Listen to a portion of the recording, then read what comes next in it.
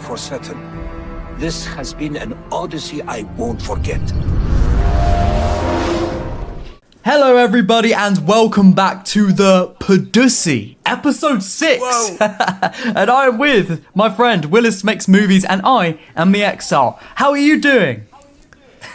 I'm good. From now on, I want you to call me a Japanese woman warrior. Okay. Any no reason exceptions. for that? I just don't like the word assassin anymore. I've just decided from here on out, I don't like the word assassin. It's Japanese woman warrior or nothing. Fair enough. Yeah, can't even call you shinobi anymore, can I? Nope.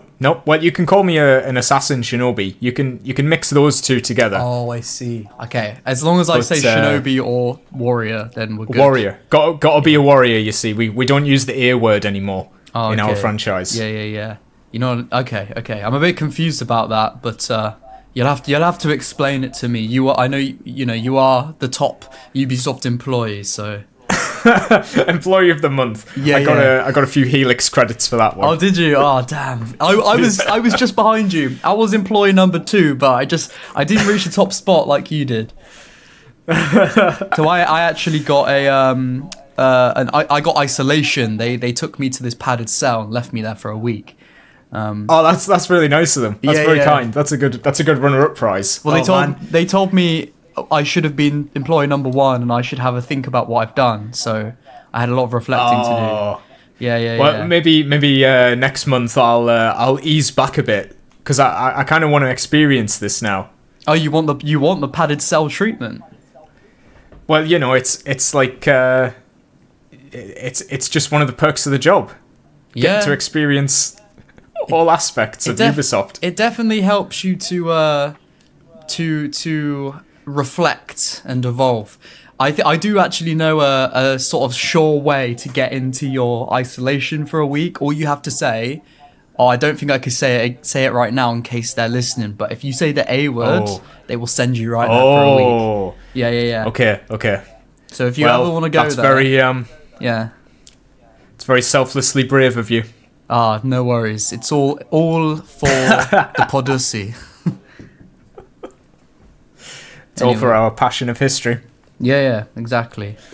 Are you getting the references I'm making here? No, I don't. I'm not sure. You're not at all?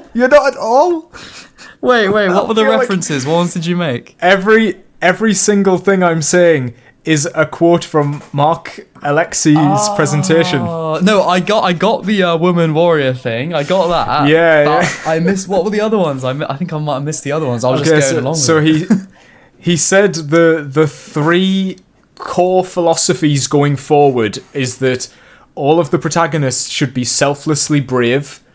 The developers should have a passion for history. And I can't remember what the third one was, but basically it's just stupid. It's like, oh man. Yeah. We'll get into that presentation, I'm sure. I'm very curious to hear what you thought of it. Yeah, I won't say too much yet because we'll get into it, but I feel just a quick thought before we get into the proper intro. I feel like he's just saying stuff, like he's like ChatGPT. He's just saying stuff, like he doesn't really know what he's saying. He's just like, I have to say the right thing, and he's just wording things so weirdly.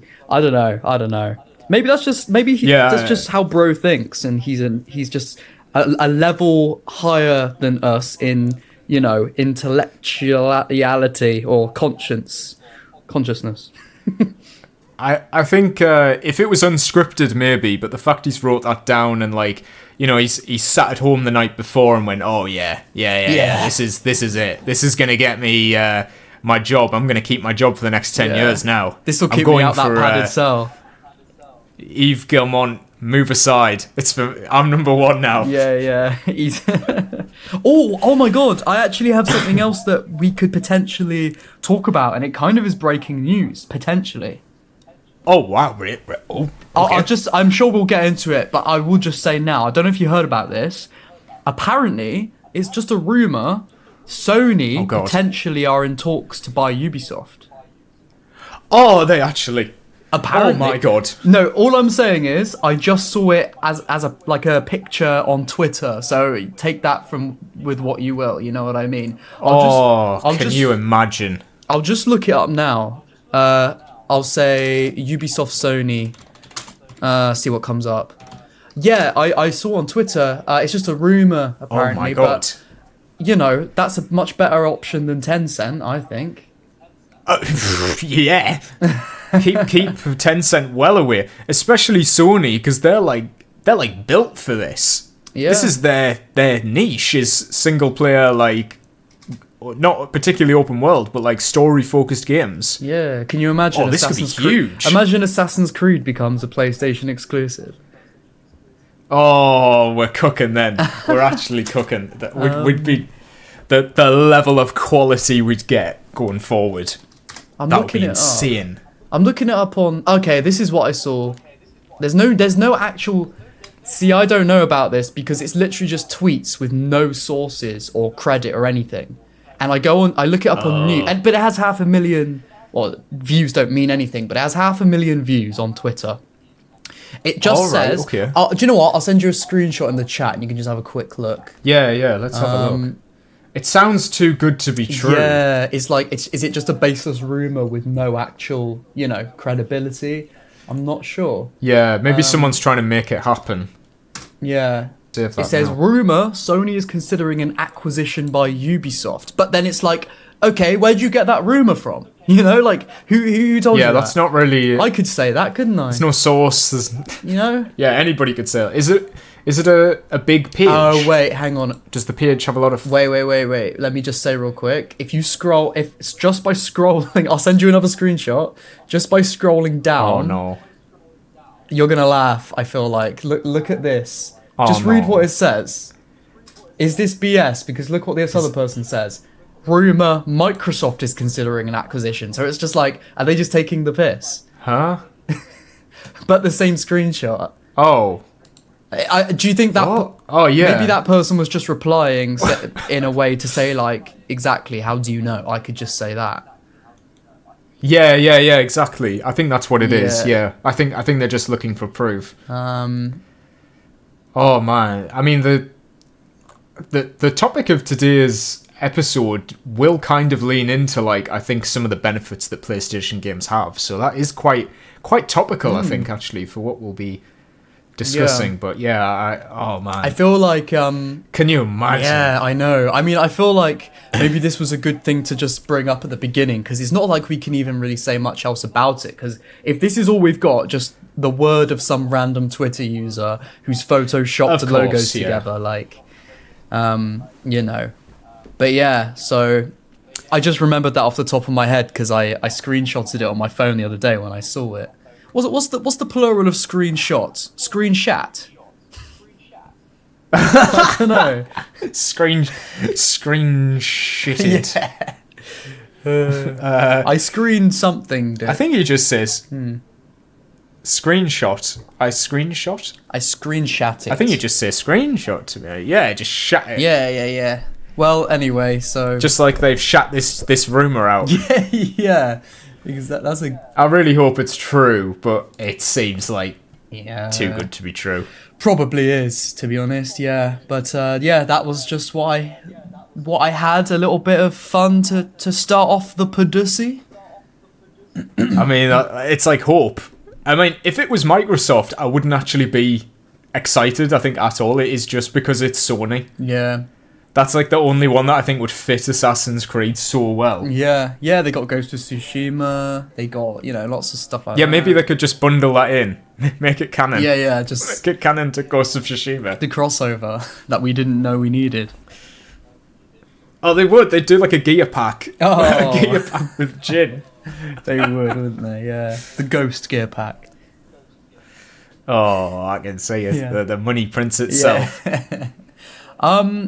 Well, before we get into all of our many interesting topics today, I mean... a bit of a stacked episode. I mean, you've just got over a cold, you tell me you're feeling a lot better. Yeah. How was your ordeal? Yeah, so we didn't record last week because I was very, I was very ill. It was mainly like I didn't feel too ill, but I sounded awful, and I just knew like if I record the podcast and I sound like sniffling and coughing all the way through it, it's just not going to be entertaining, to be honest. But yeah, I'm feeling a lot better now. Finish work in a couple of weeks as well, so I'm quite excited. I'm getting like hyped up to finish work and just start like pumping out content until Christmas. Oh, nice. That's my goal at the Are minute. you how long do you have off for Christmas? Like a couple weeks? Yeah, I've got ideally I think I've got from the 13th of December till 2nd of January. Oh, So that's a good couple of weeks. oh yeah, that's decent. Yeah, that's like a nice time to like refresh, enjoy yourself, because it's not like you. What I used to find in my old job is like I've had a few days off. It's like I'd enjoy the first couple of days, but then when it was like the last day or so, I just have it on my mind like, oh yeah, but I'm back then. I'm back soon. So that 2 weeks is nice because it's like you've got a good amount of time to just like properly enjoy yourself.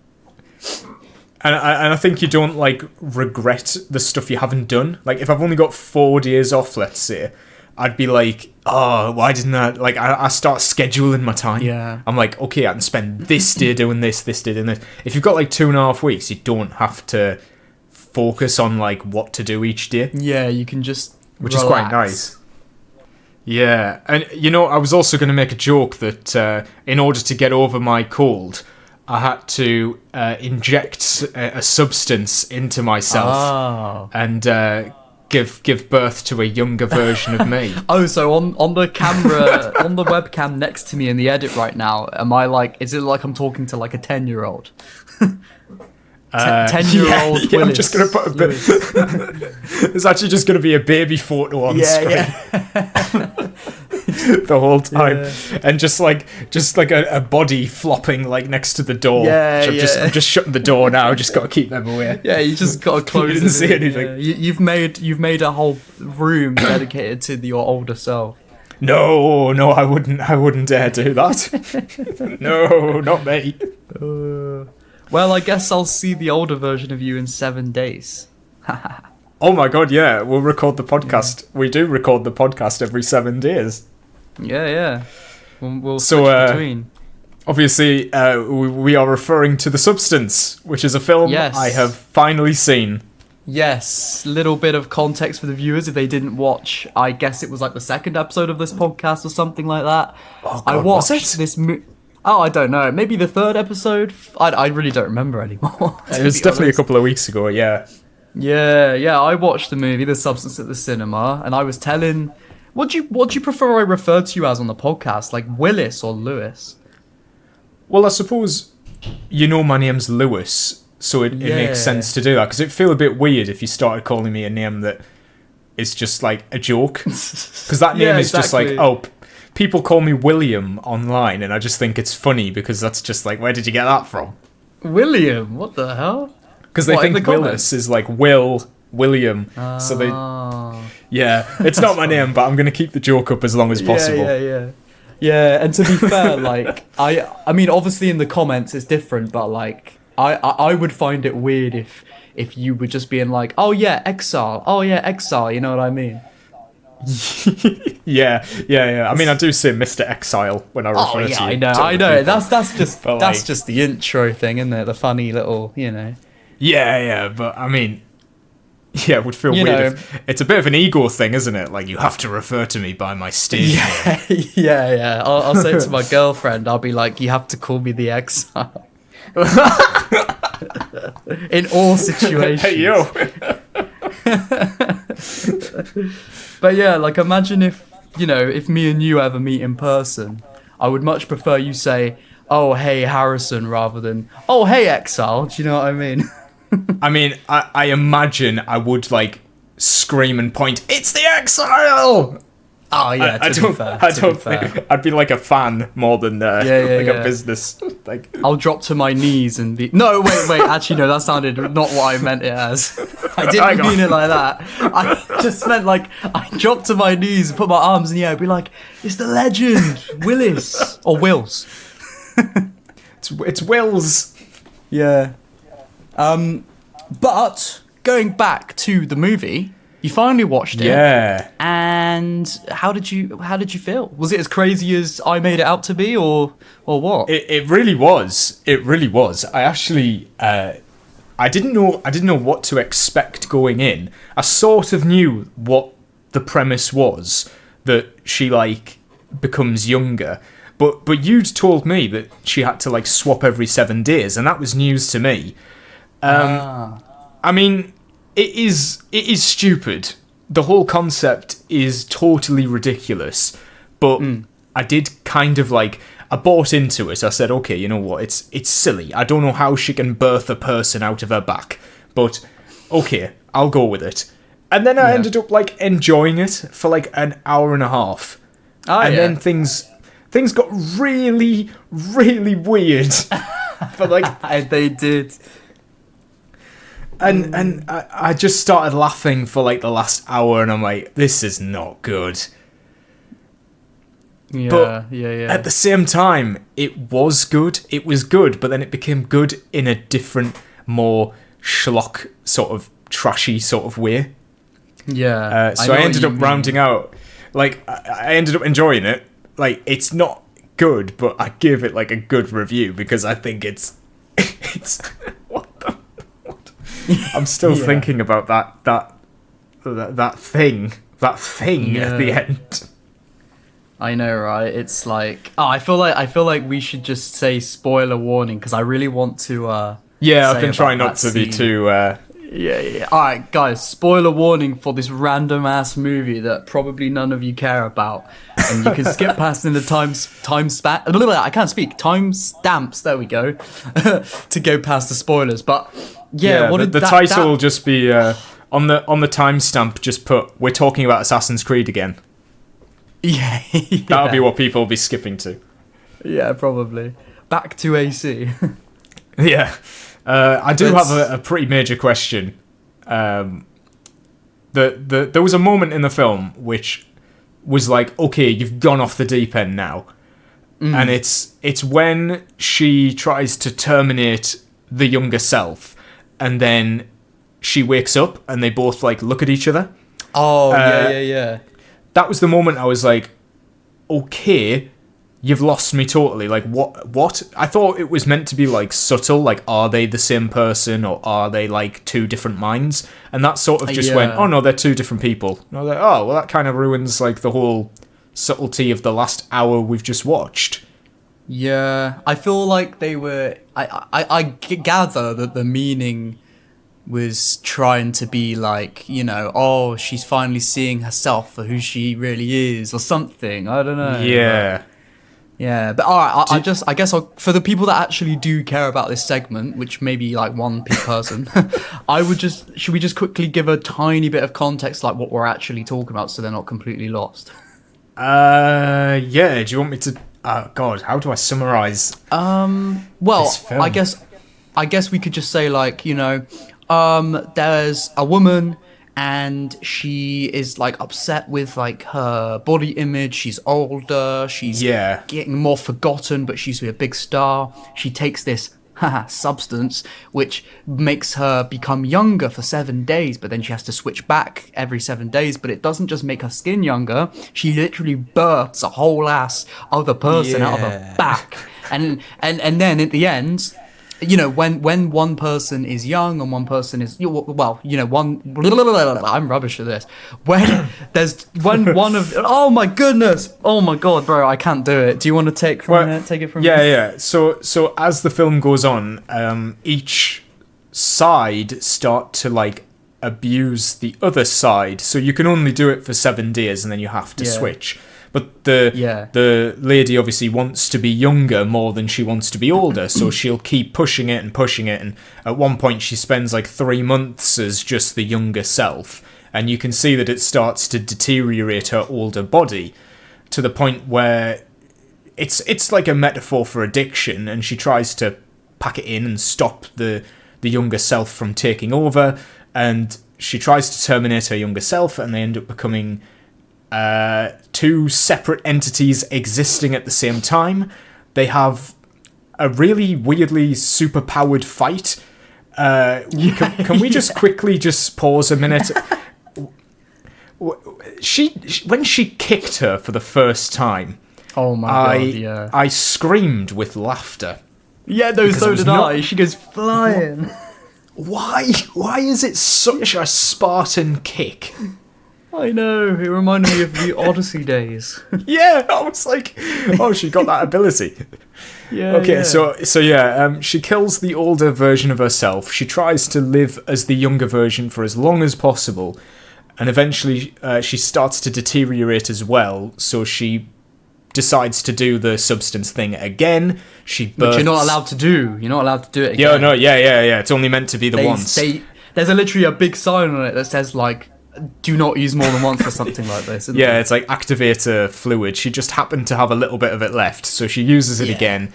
She births something, an amalgamation of the young, old, and everything in between, which then, in some sort of dream sequence, it kind of like goes onto the stage and dies in explosive fashion. Oh my god, I was freaking out when that happened. She like goes to the New Year's show that her young self was meant to go to. But do you remember when she's wearing a like paper mask of her young self, and nobody seems to know that it's an abomination? Well, at that point, I was like, is it serious? Like, is this all a dream? That's the metaphor bit, I thought, like, because she's still hiding behind the mask and, and this and that. But again, and like, I don't know. I think it, like, in the story, I think it actually happened, but it's very much up to interpretation, isn't it? But like, yeah, very much. That scene just came out of nowhere, and I was just like laughing, feeling shocked, screaming. I don't know what was going on. Oh, and then when she exploded, it was insane. Yeah. Have you seen the most recent Alien film, Alien Romulus? Yes. I love that film. I thought it was one of the best films I've ever seen at the cinema. It did remind me a little bit of the offspring at the end of that film. It reminded me that was another fucking birth. creepy. Yeah, that was creepy as well. So I kind of got like that kind of parallel there. I mean, it's a weird movie, and I don't think it does a good job of like explaining itself enough to like make sense. I still don't get if they were two different people, or if it was like a power balance sort of thing. Because they never explain it. They never say if she's like piloting the younger version. I mean, they imply that she is, but then like, I don't know, is it just all in her head that she's like arguing with herself, or is there actually a different person manifesting from this? It does make you ask questions. Yeah, I think my take on it, is that, like, whether it really is or isn't, two people, and whether that abomination thing was real or not, I don't think it's meant to matter whether it's real or not. What it's meant to be is just like what your take on it is and what that symbolizes, rather than what it actually is. Do you know what I mean? Like I don't know, it's hard to explain. I just think it doesn't care whether it is real or not. Like, I don't think the director actually thought to himself, like, or themselves, like, this bit's real, this bit's not. It's just like, this is what we're gonna do, this is the message. Like, they didn't even have that answer themselves. It's just they want to show this message, and this is how they're gonna show it. And then it's more just like, take from that what you will. Yeah, it did a similar thing to Romulus, where like, there was a point where it could have ended. I thought when she was going on the stage and like losing her teeth in the bathroom, I was like, oh, well, this is going to be the ending. But it did the same thing as Alien Romulus, where like it just adds an extra act, like an extra 20 minutes to the end, just to really like pump it up even more. And like when she took the activator thing again, I was like, oh my god, are we going to get like a xenomorph pop out her back or something? What is actually going... And it did sort of leave me in suspense of like, what is this thing gonna be? And then it's just disgusting. It really is. It's like physically grotesque to look at. But maybe that's what it wants you to feel, you know, because that's how she feels is gross. I don't know. Kind of funny that like those. she's wearing the mask of her older self as well. Like she's so deformed at that point that she's relying on how she looked at the beginning. It's like it's meant to be that whole thing, like, you know, you don't know what you got until you haven't, that sort of thing, isn't it? Like, whatever you feel like you're never gonna feel, you know, good enough or something like that, even if, and then you sort of look back and you're like, oh shit, you know, it was alright, you know. Yeah, I mean, you've got to get past a lot of the logic of like how it's working. I do appreciate that they put the time into showing the full process of like how it would make sense, but I still found it a bit like stupid, like the whole concept. But it's, you know, it's a fun sort of movie that's not really bothered about logic. I think I liked it. I was just gonna say, I feel like it's like generally, like if you really were to like analyze it, I don't think it was that good of a movie, like just objectively. But I feel like it had good intentions and like there's something good to be found in there, but you've just got to like look for it. Whereas, and I feel like subjectively though, like it can be a fun time, I guess, you know? Yeah, although I wouldn't say it's a movie I would watch again or like recommend. It's too heavy to watch again, isn't it? Yeah, it's too long as well. When it started, I checked the runtime and I was like 2 hours 20. There's no way. It is really long. I do think it should have trimmed like at least half an hour out, like in the middle. But I mean, I thought like the performances were really good. You know, they're playing it seriously. Apart from Dennis Quaid is being ridiculously over the top as like the producer guy. Oh yeah. That scene where he's eating the shrimp. Oh, that was gross. I hated that part. I was like, why are you? I get it, but like you're not being very subtle about it. Yeah, I know. The noises. I hated the ASMR noises. Yeah. It was I'm just trying to sensory overload. Yeah, I was really surprised with a lot of like the camera work in it as well. Like whenever she goes to pick up the food from the little underground bank thing she's got, like every time she's walking in the street, the camera's so aggressively like following her. It's like I can barely see what's going on, but it's kind of like fun. It's like in a fun way. I don't know, like if it was just a wide shot of her walking, it would look so silly. I have the ultimate question for you regarding this movie. Oh. What film is better, The Substance or the Assassin's Creed movie?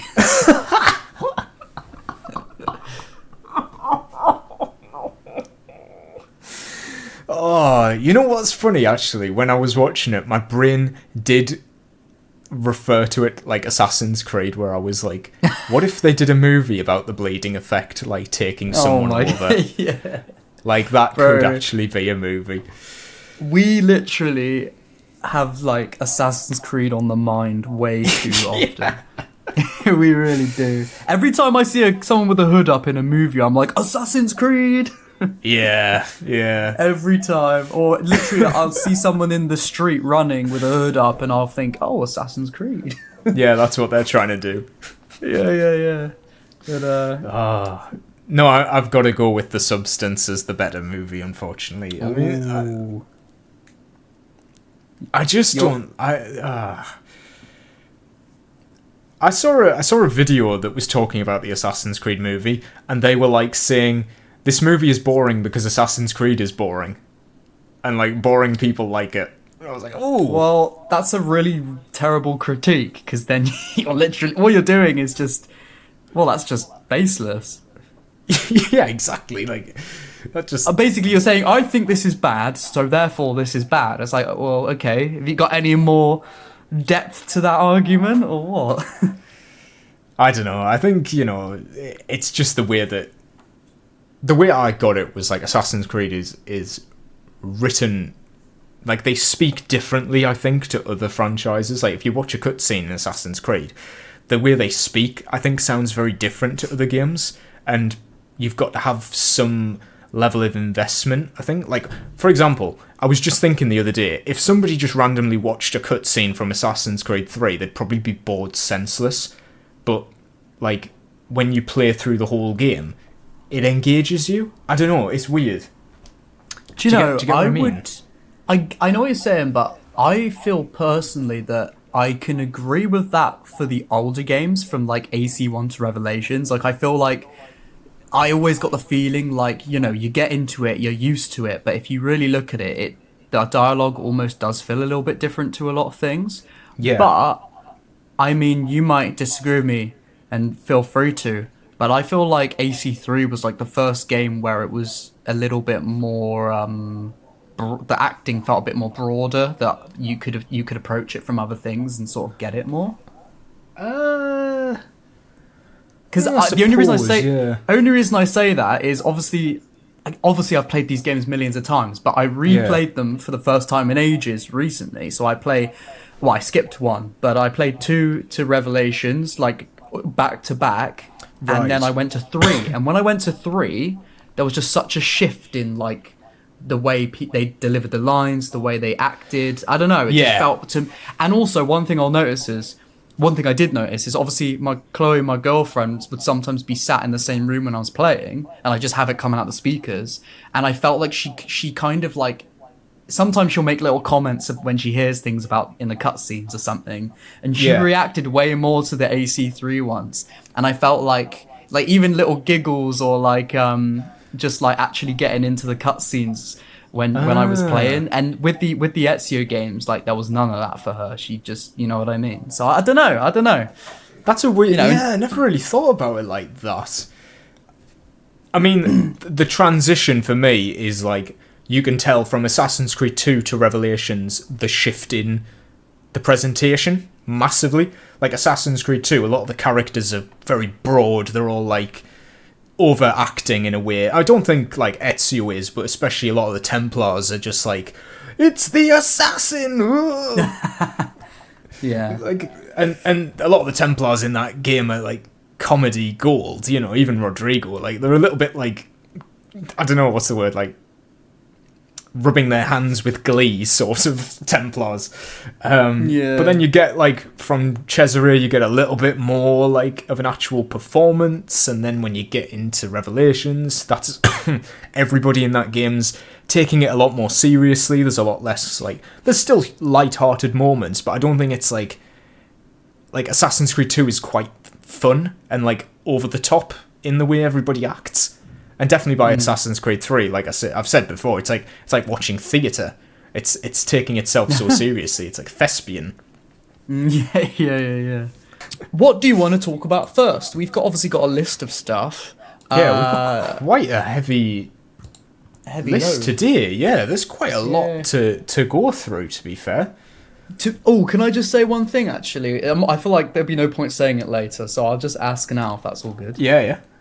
I just thought it would be interesting, because I've actually genuinely been wondering this about you recently. Oh my god, okay. No, don't worry, it's nothing like that. I just wondered, aside from Assassin's Creed, or maybe it is Assassin's Creed, but what are you playing at the moment? What am I playing at the moment? Well, it's funny you say that. I just recently, Good Old Games had a nice Cyber Monday sale on, and I just bought God of War 2018, because I haven't played those new God of War games. So I've just bought that, and my plan is to start that sort of over Christmas. Oh, nice. Yeah, I haven't played those, to be fair. Yeah, I mean, they're very well renowned, and I feel like I have to get through all of these PlayStation classics before like Ghost of Tsushima. Oh yeah. So yeah, I've got that, but I mainly just play honestly just Call of Duty Zombies at the minute. I'm just playing Black Ops 6 Zombies. The new map comes out on Thursday, so I'm very excited for that. Fair enough. Are you do you play the campaign for it as well? I haven't started it yet, but I do like to do the campaigns, yeah. Not really much into the multiplayer, but the zombies, I always like the zombies. It's got more going on. Yeah. What about yourself? What are you playing? At the moment, I've been playing this for a couple months now. I am just so obsessed with it. It's Baldur's Gate 3. Oh, yeah, yeah. It's so good. Honestly, I haven't nothing has topped my favorite game list of all time for 10 years. Well, 9 years. Witcher 3 was at number 1 for me for since it came out. Since I got into it loads.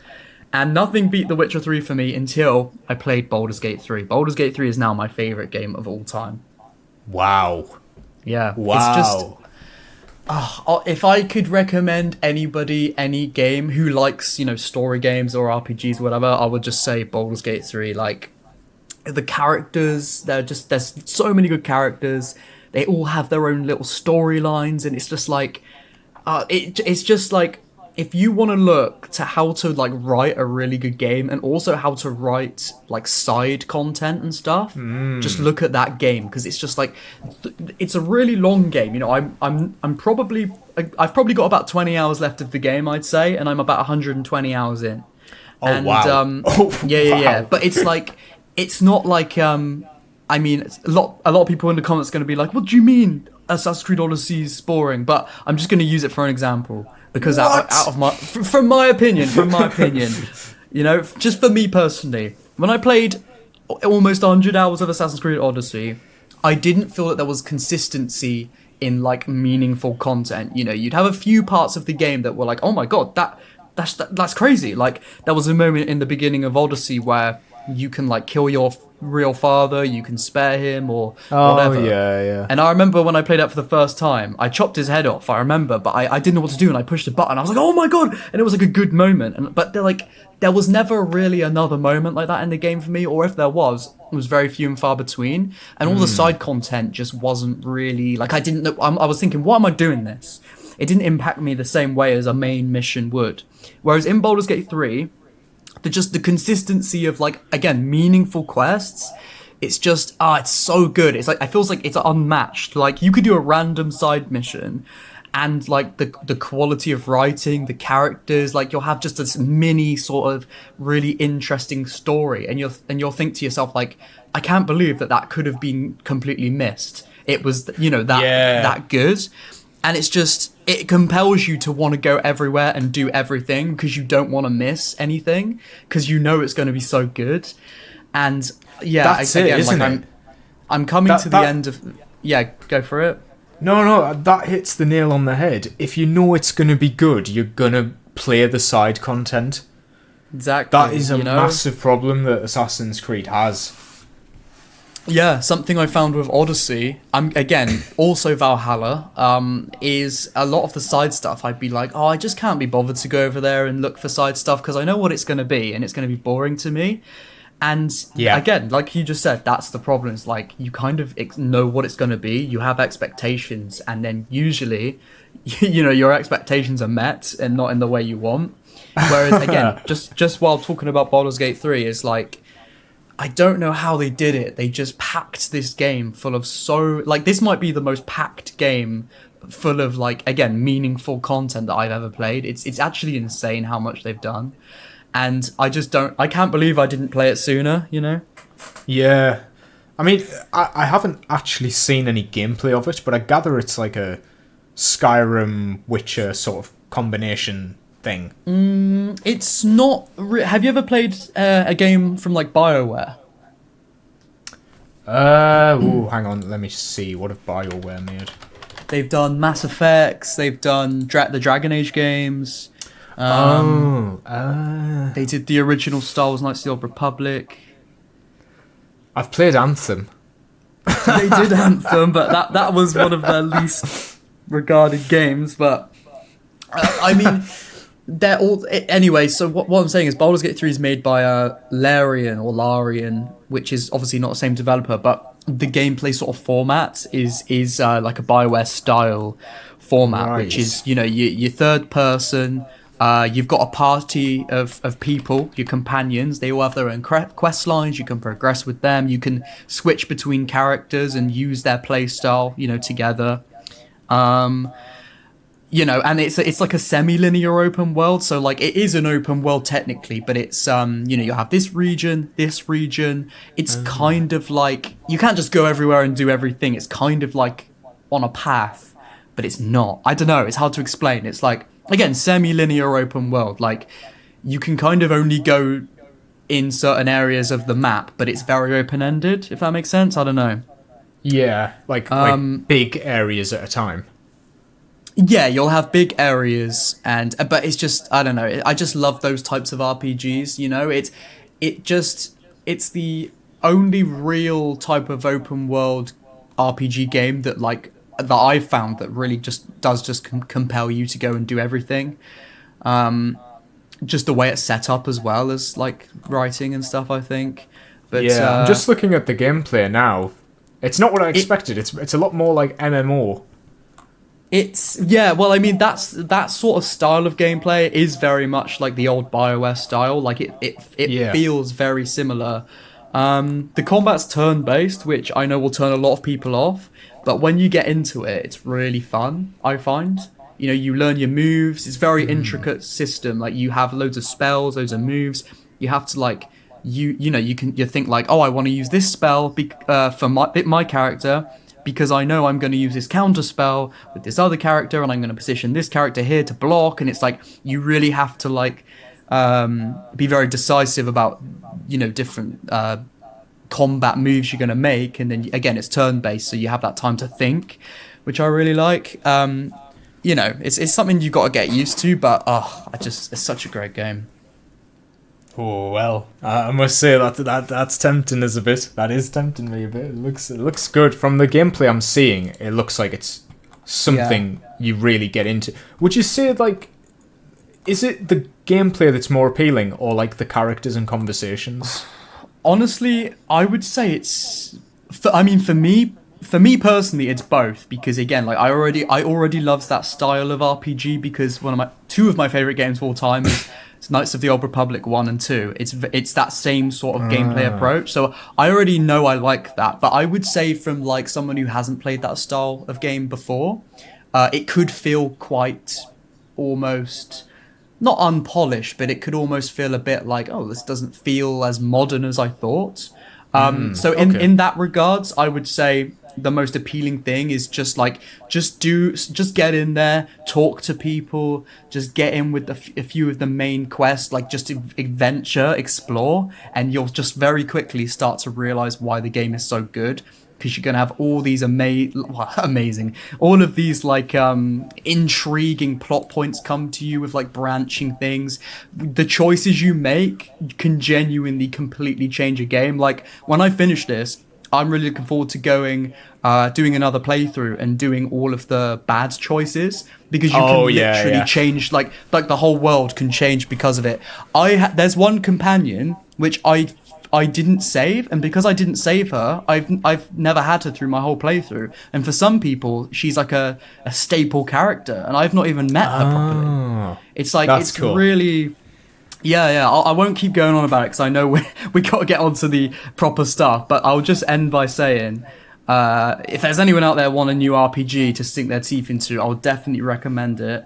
Also, I will probably refer to it in when we're talking about our perfect AC game, because there's a lot of things I definitely draw from Baldur's Gate 3. Okay. I wouldn't say like combat system or anything like that, because I wouldn't say that, but definitely when it comes to like story writing and things like that, I would definitely probably will refer to it. But yeah, I would just say, yeah, that's all I have to say about it. That's literally all I'm playing at the moment. It reminds me, there's a character in Cyberpunk where you can either choose. She's like corporate, and you can choose to either work with her to like, I don't know, like arrest someone, or you can do it on your own.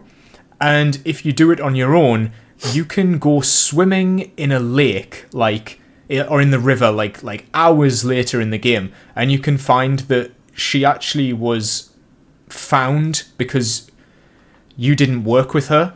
Like, she got found out, and then they killed her and like put a block of concrete on her feet and like Oh, really? drowned her underwater. So you can find her body underwater in this random place like hours later because of what you did earlier on. And that's always stood out to me quite a lot in Cyberpunk. Yeah. That's the sort of thing that I think The Witcher has a similar thing, doesn't it? Where like there's like a plague. Am I right in saying there's like a plague where if you don't cure it, it will kill off the whole village? I'm trying to think. I mean, I've played The Witcher about 7 times, but off the top of my head, I can't remember about a plague. But yeah, maybe, I don't know. Or maybe it's a woman. Is there but yeah, I love little details like that. And yeah, it just makes you feel. It's world building, but it also makes you feel like what you did actually had an impact, you know? Yeah, and what you were saying earlier about the side quests being like engaging, I think if your side quests aren't your best quests, then you're doing something wrong.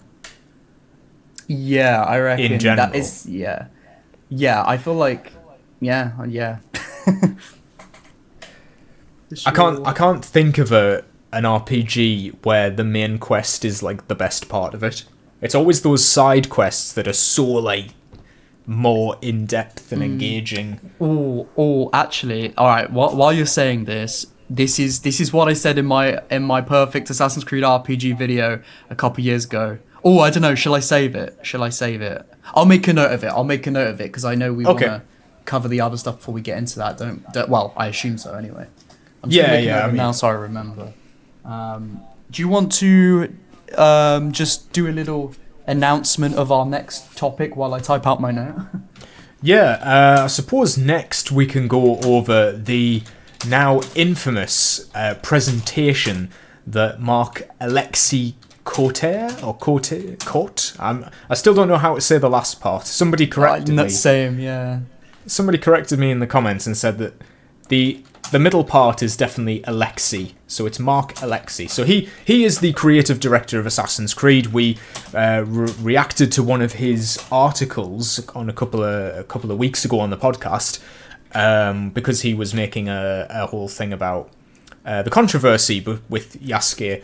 Or Yasuke, he calls him Yasuke, so I'm going to start calling him Yasuke as well. What did you call him before?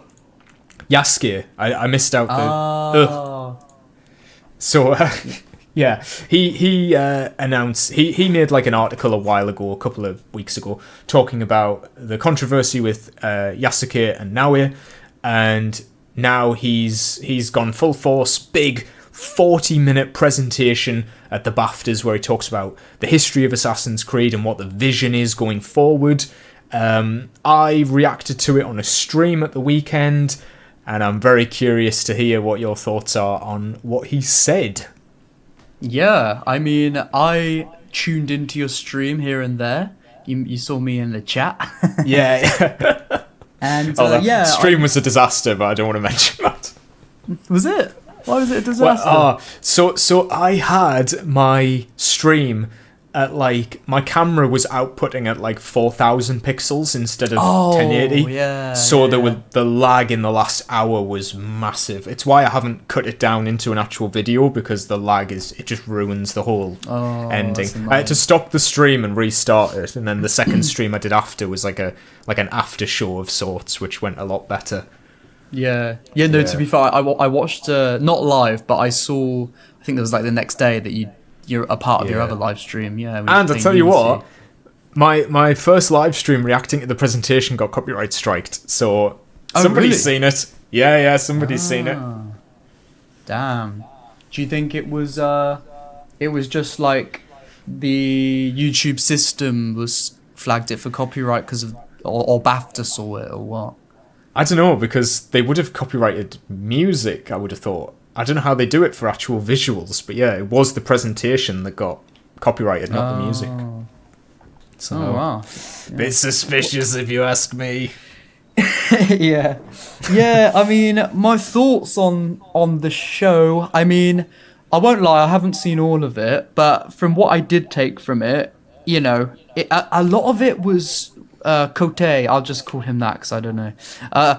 Cote, a lot of his stuff was just kind of repeating what he'd already said in articles, like word for word, which I found interesting. That was very interesting. Yeah, when you pointed that out, I did recognize it when he was speaking, And I wasn't sure if it was like we'd read out a preview of this script like beforehand, or whether this is something that he did just want to repeat. I think he just really repeated it because it was that article we went over a few episodes ago. You know, the one where we realised we talked about it way too long. Oh yeah. We struggled to come up with stuff to say because he said that was the one where he says, "I'm an optimist and a dreamer." That was the quote that came from that one. Yeah. It was, well, I mean, for a bit of context for the viewers, if they haven't seen it, Mark Alexis Cote, he came up on the BAFTA Game Awards stage and he talked about Assassin's Creed Shadows. He showed a new, intro trailer for what I assume is going to be the sort of Assassin's Creed Animus Hub thing, like the Infinity Hub. A bit like sort of the Marvel intro, isn't it? You know, they have the do. What did you think of that? What were your thoughts on that? I mean, it is what it is, isn't it? I mean, I don't really have any thoughts about it. You know, I guess some of the characters look cool. I wondered what they used, like loads of Altairs, which I thought was quite funny. Yeah. Just like Altair. I was like, what the hell? There's so many Altairs.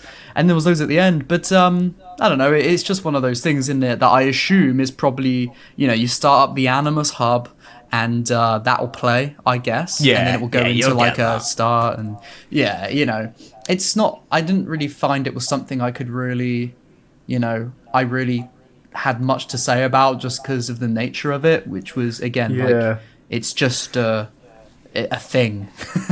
I mean, one thing that stood out to me, a couple of things stood out to me. The first thing was the characters they chose not to put in it, and also just what baffled me the most is that it's actually focused on the characters. It's not like they just showed off every time period they'd been to. It was actually the characters you play as all the way through, and I was like, wow, you actually want to highlight that? That's crazy. That's good. That's a step in the right direction. Just look at the box art.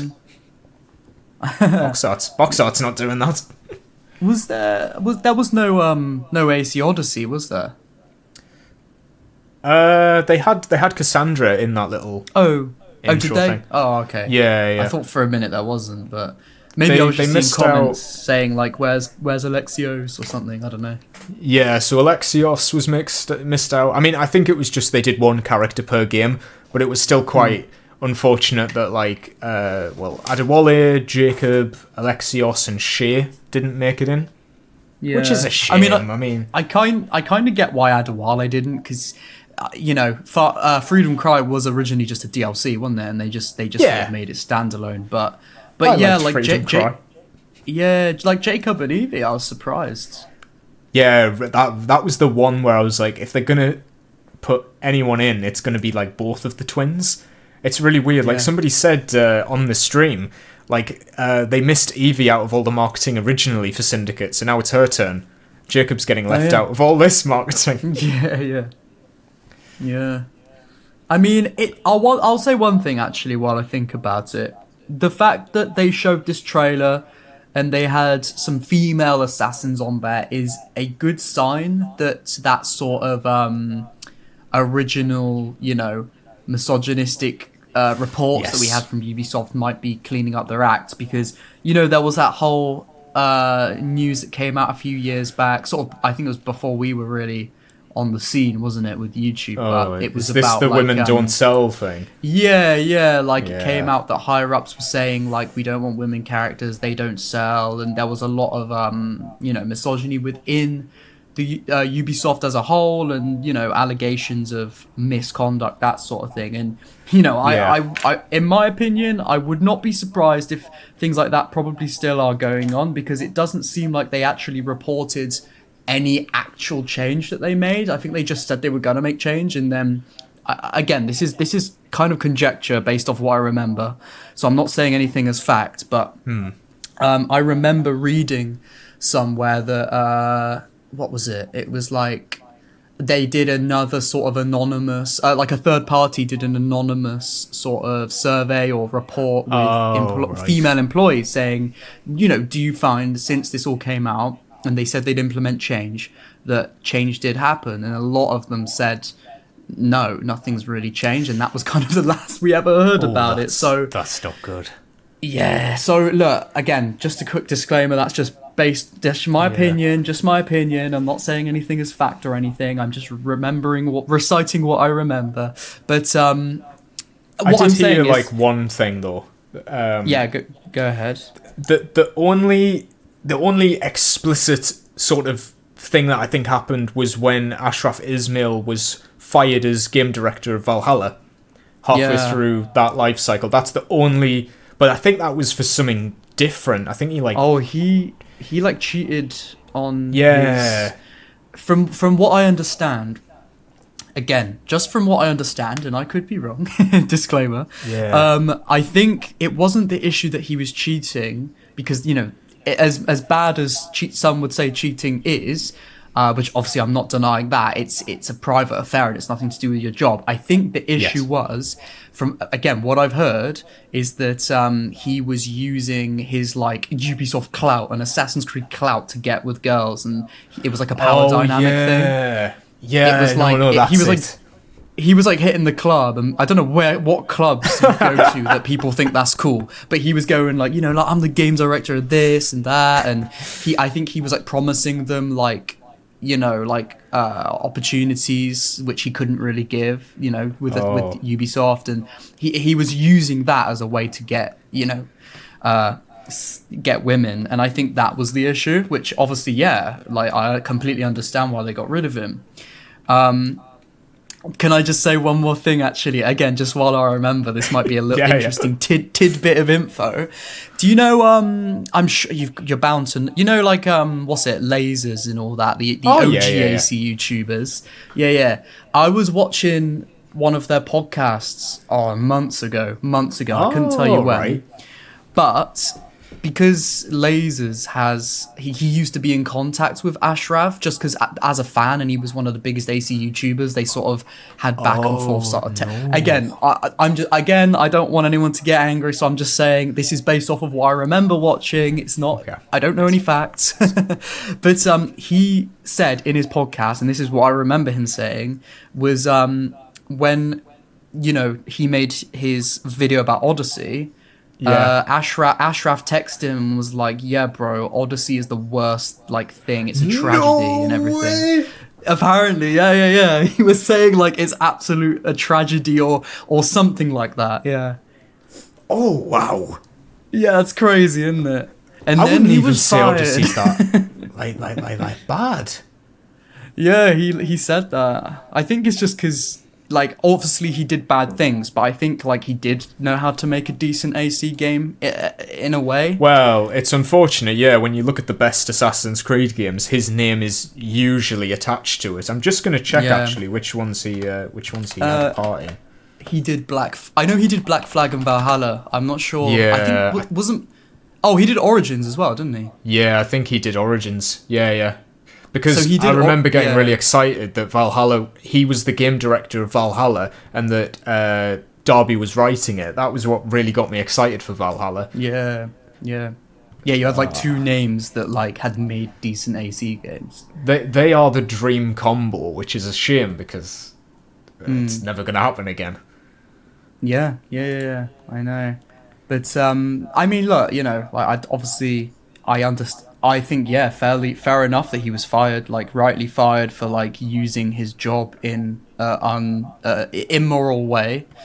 Especially for that. The fact that it was involving his job, that's different from, you know, the personal stuff with whatever the cheating stuff was.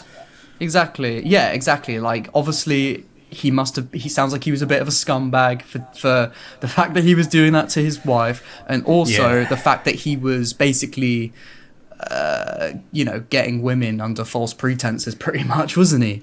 I mean, which is not. Do you think it very worked? Nice thing. It's Assassin's Creed. I mean, I don't know what clubs he was going to. Maybe he was going to like Dungeons and Dragons nights or something. Oh yeah. D&D clubs. I don't know. I can't imagine you go to a nightclub and any girl. You say I made Assassin's Creed. They'll be like, okay, and like, what does that even mean? Do you know what I mean? You want to see this scene I've just written? I mean, he wasn't even writing it. What does he even do? What did he even do?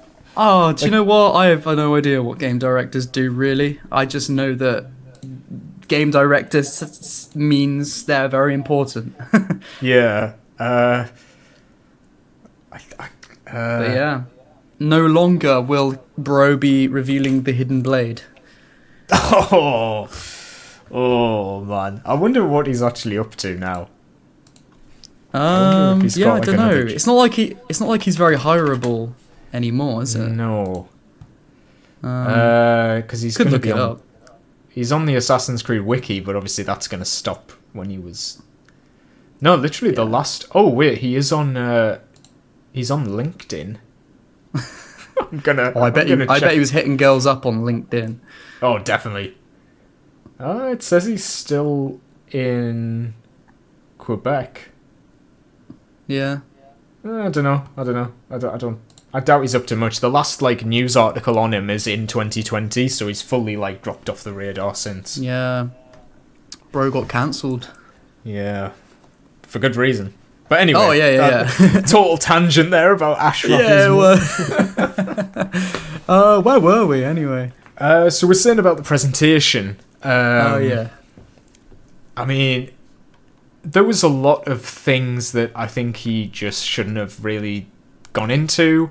I am a lot more worried about Assassin's Creed going forward, knowing that his vision is the one that is in charge. I think the way he views the franchise is a little bit not massively skewed, but it's a little bit off.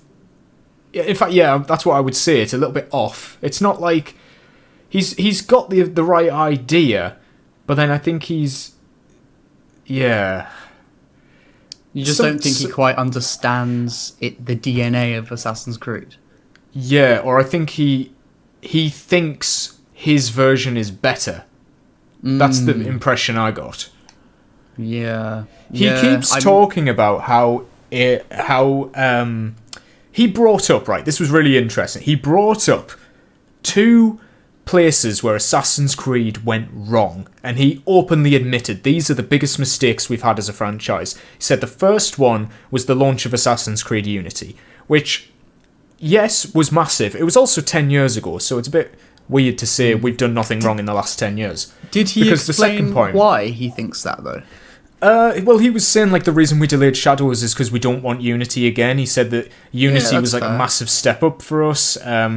We're French. A lot of the developers put their heart and soul into Unity. It was the biggest project they'd worked on, and a lot of the development team felt really upset and disappointed with Unity. He said that really shook up the way the team felt, which is understandable. I mean, I think Unity, if it came out working, wouldn't have gotten any of the hate that it got, really.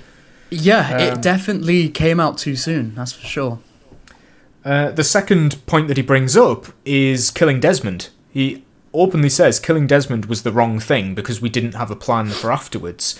And he said we still don't have a plan even up until Valhalla. He said, now that we're in this new phase of Assassin's Creed, we're starting from scratch and we're going to tell a proper story in the modern day. Which has me a little bit worried about a certain Basim that I don't want to see set to the side, but... I feel like he's missing a point there when he says killing Desmond was the mistake because he didn't have a plan going ahead. No, killing Desmond wasn't the mistake. It was not having a plan going ahead was the mistake. You can still, if it works for the story, you can still kill off a character. Just have an idea where that's going to go next. And that and I know a lot of people will think, oh yeah, but Desmond shouldn't have died. I know there was an originally planned story for Desmond that went somewhere else, but I mean, I thought it was quite a good end to his arc, to be honest. Yeah, I would have liked a little bit. I feel like Assassin's Creed 2 hyped up that he was going to be in a war or something, so it kind of feels like a little bit of a drizzle to end his story on. But yeah, I suppose. I don't know. I've never really had a problem with it personally, but I can see both sort of ideas. Yeah. I mean, I think my main problem with the Desmond stuff is how it conflicts with the Connor stuff. I think the pacing of Assassin's Creed 3 makes it so you'll do a Desmond mission, you'll be like, oh, come on, I want to get back to Connor. And then the second you get back to Connor, you're like, oh, but he sounds really boring. Like, Desmond, I don't know, you know how Connor always has those narrations at the start of every sequence? It just feels so tonally off going from a Desmond mission to that. Yeah. He's like... So it feels like... He's like, I will talk like this, and I will come here and talk like this. It's literally just like that, isn't it? You go from, like, 2012, like, stereotypical geeks talking about, you know, like, history and technology and stuff, and then it's like, 3 years have passed. My father is still eludes me. And I'm like, oh, yeah, I forgot about that. Whoops. Yeah, I feel like AC3, like... the execution was so off, but like the idea was so good. And like there's a lot of good to be found in that game, but if it was up to me, I would have done it so much different. Oh well, I'm interested to hear that. That could be a feature. Ooh, we should actually do like remaking the games as like episodes. How would we do Assassin's Creed Rogue or something? You know, like that would be interesting. Yeah, that's a decent idea, to be fair. Yeah, I'd be down for something like that. So I think the only points left with that presentation is just some of the funny like lingo that he uses. Really, like again, he refused to call Naoe an assassin, no matter what. He called her a Japanese woman warrior. Yeah, and, that was the weirdest thing. Like, why did he say that? And he wrote that down and reread it and thought, oh, yeah, cool idea. Yeah, I'll call her that. I just made us laugh. Like, this man refuses to say assassin. He will, but he'll talk about the previous games and he'll talk about the assassins in that. But then, as soon as it comes to anything after Odyssey, he gets like really, really sincere. Like, okay, but we're not doing that now. Like, we're a lot better than that now. God, did you see the bit where he talks about the Anvil engine? Like the actual technology? Nah, skip past that bit. I mean, it is really boring. It's really, really bad. But he's basically saying like, oh, we revolutionized gaming with the Anvil engine. We've changed, like... He just tries to make it... I know it's a PR thing. He needs to sound like Ubisoft have done really well over the last, like, 6 years. But it's also probably... It's sorry to cut you off. I just want to say it's also probably their way of pitching themselves to be acquired, you know? That's it, yeah. Like, I can tell this is a we're really good, you know, like us and buy us thing. But he really, like, shits on the older games and makes it seem like things are so much better now, especially just when he talks about the Anvil engine. I got really annoyed because the Anvil engine is shit right now. Like, the parkour and the combat's fine, but the parkour and the way you move in the games feels awful. And he's going around saying, "Oh, it's better than it's ever been." Oh, yeah. I read that somewhere else as well. Fuck. I forget where I read it. I don't know if it was leaked information or it was just an article. I can't remember, but I remember reading something where they said one of their strengths is like engine and parkour system refined and all this, and I'm like, no, it isn't. Like, it works as a very baseline game mechanic. Yeah, I get that. Like, people can use it, people understand it, they're used to it. But don't go around saying it's the best thing you've ever done. It's embarrassingly bad compared to, you know, the way the older ones played out. Like, maybe some of the animations look better, but it doesn't feel as good. It's literally just a very baseless game mechanic to get from point A to point B. Whereas in the older parkour, the parkour in the older games, it was a very intricate mechanic to get from point A to point B that was enjoyable and stuff. And it's, I don't know. Yeah, it's been massacred as well. Like, it's the same engine that... I mean, Anvil, I remember being announced for Assassin's Creed 3, so I'm sure it's the same engine that's since then. Oh, and it's just been, like, totally butchered and changed, and you can tell it's just like a skeleton of whatever was there originally, and we'll get onto that when we talk about the perfect AC game. But I'm trying to think if there was anything else he said. It's just that he really is like, I think he had an interesting final 3 or 4 minutes where he turned into a Templar. He straight up starts talking like a supervillain. He says a lot of political stuff. He says he dreams of a world where there is no left and right, only people that are open-minded and those that are closed. Also, those that are closed? Yeah, he said open and closed. He would rather people that are open and closed. Don't you want people that are... Don't you want everyone to be open? You don't want people with closed minds. That's what we've already got. And also, I've got to give a shout out to, I think it was Mythweaver in my chat, right? Because he said a quote, and I was like, that sounds like such an Abstergo line. And he went I saw that, and found it. That line... He quoted the opening of Unity. He straight up quoted Abstergo at the beginning of Unity. Oh, he fully did? It is the exact quote. Oh, do you have the quote? I'm going to have to go back. It was in the chat, so... yeah. Or just roughly, you know. It's... Oh, man. No, I want to find it now. So he said... It's basically... He just says, together we are creating the future of entertainment. And that's a line from the beginning of Unity. Oh my god. Bro wants to be a Templar so bad. He wants to be Abstergo. Yeah, somebody said he looks like a skinny Rodrigo. I think that's... I found it funny. I found it funny in your chat when... I can't remember who said it, but someone was like... And maybe it was you. The BAFTA award is the piece of Eden. Yeah. Somebody said that.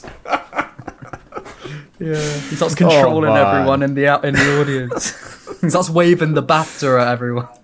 I mean, it certainly came across that way. I don't know. I'd love to see the audience just once. I just want to see what the demographics were in the audience, whether it was like older or younger people. You know, it's just press probably. You know, the audience were just like half asleep. Yeah, I would laugh if they were all in like Templar robes though, and we just don't get to see that part. Yeah, or they've all got like cross necklaces on. Oh yeah. Like subtle, you know, subtle imagery. He ends the presentation by saying, "May the Father of Understanding guide us." Oh my god! And the whole crowd chants it back at him. Yeah, they all get up and start chanting. Yeah. One thing I just did want to point out from what we were saying about earlier, before I forget, pretty much. Yeah. Is, you know, when we were talking about Ubisoft can't say assassin and all this. Oh yeah. Yeah. So I did notice a few comments, and sometimes I get this on my own videos as well. People say in response to us saying that, like, yeah, but, you know, if you play Assassin's Creed whatever, they'll say assassin, or, you know, actually Naue has been called an assassin, and she is. It's I noticed that's that. not really the point of what we're trying to say, though, or at least not what the point of I'm trying to say is. It's more the point of Ubisoft as a company refraining from calling them assassins in the marketing. A great example in this BAFTA speech, he says, what does he say? A warrior. A Japanese woman warrior. Yeah, there's nothing wrong with pointing out that she's a woman. That's fine, but like, or Japanese. But it's the warrior part. You could say Japanese woman assassin or shinobi assassin. But it's like, there's just this weird, like, company-wide inability to call a character an assassin. And I just think I just think that's a sign. That just shows that they are just trying to pull away from what Assassin's Creed is at its core. I just think it's a subtle sign, and that's kind of why it always stands out to me like that. Rather than like, we know she's probably going to be an assassin in the game. It's more, what does them not wanting to say that word represent, I guess. Yeah. You know, this might be like a total conspiracy theory hat thing. But if you just Google like Assassin's Creed logo from every single game, you notice how the word Assassin's Creed gets smaller in each game?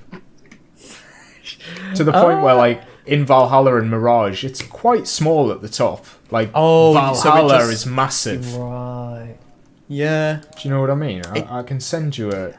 It could almost be like just a subconscious thing in their own company. Like, they hate Assassin's Creed so much that when they see the logo, they just squirm. So they just make it as small as possible. They're like, no, designer, make that smaller, you know? I mean, they love the icon. They love the eagle beak. that design they're happy with, but it's just the actual name of it. I feel like, I don't know, especially with Valhalla, I remember just thinking, God, the logo looks so small. Like, they're really pushing the word Valhalla in my face. Yeah, I mean, obviously you can do so much with that icon though. It's quite like you can utilize it so much because like obviously with Valhalla they made it axes, didn't they? Yeah, I mean they did strike gold with that logo. You can do anything for with sure. it. I'm just looking at I've got my Assassin's Creed Shadows shaker cup from the sponsor I did in my hand right now, and I'm looking at the AC Shadows logo, and like obviously it's just like paint swipes, you know, the new logo. But if you really look at it, I'm holding up to the camera. If you really look at it, it kind of almost does look like it could be like a weapon as well, like two weapons crossing over. I wonder if that's more of like a subtle thing, like, you know, again, we are warriors. We are warriors of history. Never even occurred to me that the logo for Odyssey just isn't the Assassin's Creed logo because it just looks so similar. Yeah. Oh god, I just don't like Odyssey, man. Every time I hear it, I'm like, oh fuck. Do you know, it's really weird. Like, I remember when Odyssey came out, it was like universally, like pretty universally disliked. I just feel like these days on the internet, it's just whatever's popular, whatever opinion's popular is like gonna be everyone's gonna think that's the right opinion. Whereas when it came out, it was popular to hate on Odyssey, so everyone hated it. And now it's popular to love Odyssey, so everyone loves it. Whereas I think a lot of people started with Odyssey, though. I mean, yeah, I do also agree that, you know, a lot of newer players came from Odyssey, and that's also why it's more liked now. Because when it came out, you know, people who'd already played the series had already played the series, and it was very different. But yeah, you got your new gamers that came in, well, you know, new players to the series that thought, oh, this is sick. I don't know, I just feel like it's almost not even the fact that it's not really an Assassin's Creed game that makes me not like Odyssey. It's the fact that it just, like, does not tick any of the boxes that makes a good RPG for me, which we will get into. Yeah, I suppose you've got that angle as well of, like, judging it as an RPG. Yeah. I don't think I did that while I was playing it. I was just sort of, like, mindlessly grinding through it. I wasn't really paying attention to what was happening. I mean, yeah, that is no way to play an RPG, is to just grind. Yeah, definitely not. Not for me, at least. Anyway, I don't play any game to grind. But I still don't know if I prefer Odyssey or Valhalla, because at least with Odyssey, it went for whatever it was going for. Like it full on, we're doing gear pieces, we're doing like a full leveling system and stuff like that. Whereas Valhalla just sort of has it there, but it's not important, and it doesn't succeed at anything it's going for. It's a bit odd. I mean, for me, I much prefer Valhalla. Like, I kind of respect Valhalla for some of the things it did, and some of the moment, like, it had a much more serious tone, which I think fit the game much better than Odyssey's more light-hearted tone. And I don't know, it ticked a few more boxes for me, Valhalla. Still left a lot of them unchecked, but you know, it ticked more boxes than Odyssey ticked for me. So, Have you seen White Light's new video? He just did an hour and a half, like 4 years later, of Valhalla. I've seen the intro. I've probably seen about 5 minutes of it, but I haven't watched the rest. I watched it last night. It was quite sort of eye-opening, just about how many pitfalls the story actually has. Yeah. It didn't really sway my opinion much, but it did bring up some good points. Yeah, I mean, yeah, he knows what he's talking about. He's been playing these games for, well, same as us, for years, and he's been talking about it for longer, so. Speaking of Valhalla, Odyssey, speaking of the Assassin's Creed series as a whole, in general, there's a lot of good, a lot of bad, and coming from, you know, also outside opinions with other games in different series that we like, me and Lewis thought it would be a good idea to sort of just cover, you know, what would make our perfect AC game. If we had to decide, call all of the shots, you know, what would we do? And this can be any genre, it can be any type of storyline, you know, it can be anything. It's the what is it they say? The world is our oyster. when it comes Yes. to Assassin's Creed imagination. so yeah, do you want to start? Go for what would be your perfect AC? Well, I've got a starting point just to get us thinking. So I've sent you 5 of what I consider the main pillars of Assassin's Creed. That's the story, the open world, the combat, the stealth, and the parkour. And I was thinking, is that 6 or is that 5? No, that is 5. I was thinking we could just go through them one by one and just quickly shout out which game do you think does it the best and which one does it the worst. And then we'll get a good sort of middle ground from there, I think. Yeah, okay, all right. Okay, so which game do you think has the best story? Ooh, I've got kind of 2 answers, I think. For me personally, it's Revelations. It just, Yep. I just think it's a really well written game. I think it balances the 3 protagonists really well. I think all of that story leads into the setting really well. I could go on. But Yeah. I would also say AC1 is probably one of the has one of the best stories. Just I wasn't because expecting that. Yeah, just because the story was its main focus. You know, you're not there for like loot. You're not there for like, you know, hidden collectible. That's not why you're there. You're literally there for the story, and it drives everything you do. Again, I could go on, but I won't drag it out. So what about you? Well, just quickly, the only thing I'll say, AC1, I'm happy with that being a hot take. That's a good choice. Yeah. Revelations, the only thing I'll say is that I like everything with the 3 characters, but everything else in Constantinople I think is just waffle. I'm not a fan of the whole Sultan storyline. It's just filler. It's just filler to get to the main point. Yeah, Anyway. I can see that. I still love it though. I think my typical answer is I think Black Flag has the best story in terms of performances and direction, everything, writing. And what do you think's the worst story in the series? The worst. Oh, Odyssey. Yeah. Of course, it's going to be Odyssey for me. I'm an Odyssey No, hater. actually, let's be real. Actually, I am going to disagree. Okay, all right. Fair enough. I think Syndicate's worse. Yeah. It was between that for me. Yeah. At least Why would you say Odyssey Syndicate's has the choices. worst? Syndicate is just a bunch of side quests and then it decides to end. It doesn't have like a consistent through line. It doesn't deliver on any of the arcs that it sets up. Like the rivalry between them is dropped in one mission and then they'll be arguing in the next, then they'll be happy, and there's no consistency in that game. And it's, even Mirage, that's like just not even a story, at least it has like a consistent beginning and end. Yeah. I feel like Syndicate, it has no like character development either. No, it's anyway. Like, apart from Evie and Henry, but there's still, it doesn't really tell you much. It just says, oh, they like each other, and then they might kiss, and that's about it. But then that's not even development really. Henry just sucks from beginning to end. Literally, yeah. I think he throws a knife at Crawford Starrick and then gets battered at the end. And Evie's like, no, you did a good job. Character arc. He's like, oh, did I do a good job? Please. Such a... Yeah. Okay, so the next one is the open world. Which game do you think has the best open world? Oh, okay. I'm thinking. I've just thrown these at you off the cuff, so it's a bit of a. These could be episodes of themselves, unto themselves. You know what? That's the word. This is gonna be another hot take because I know what the AC community is like, but AC1. What? What? Yep, I think it's AC1. What?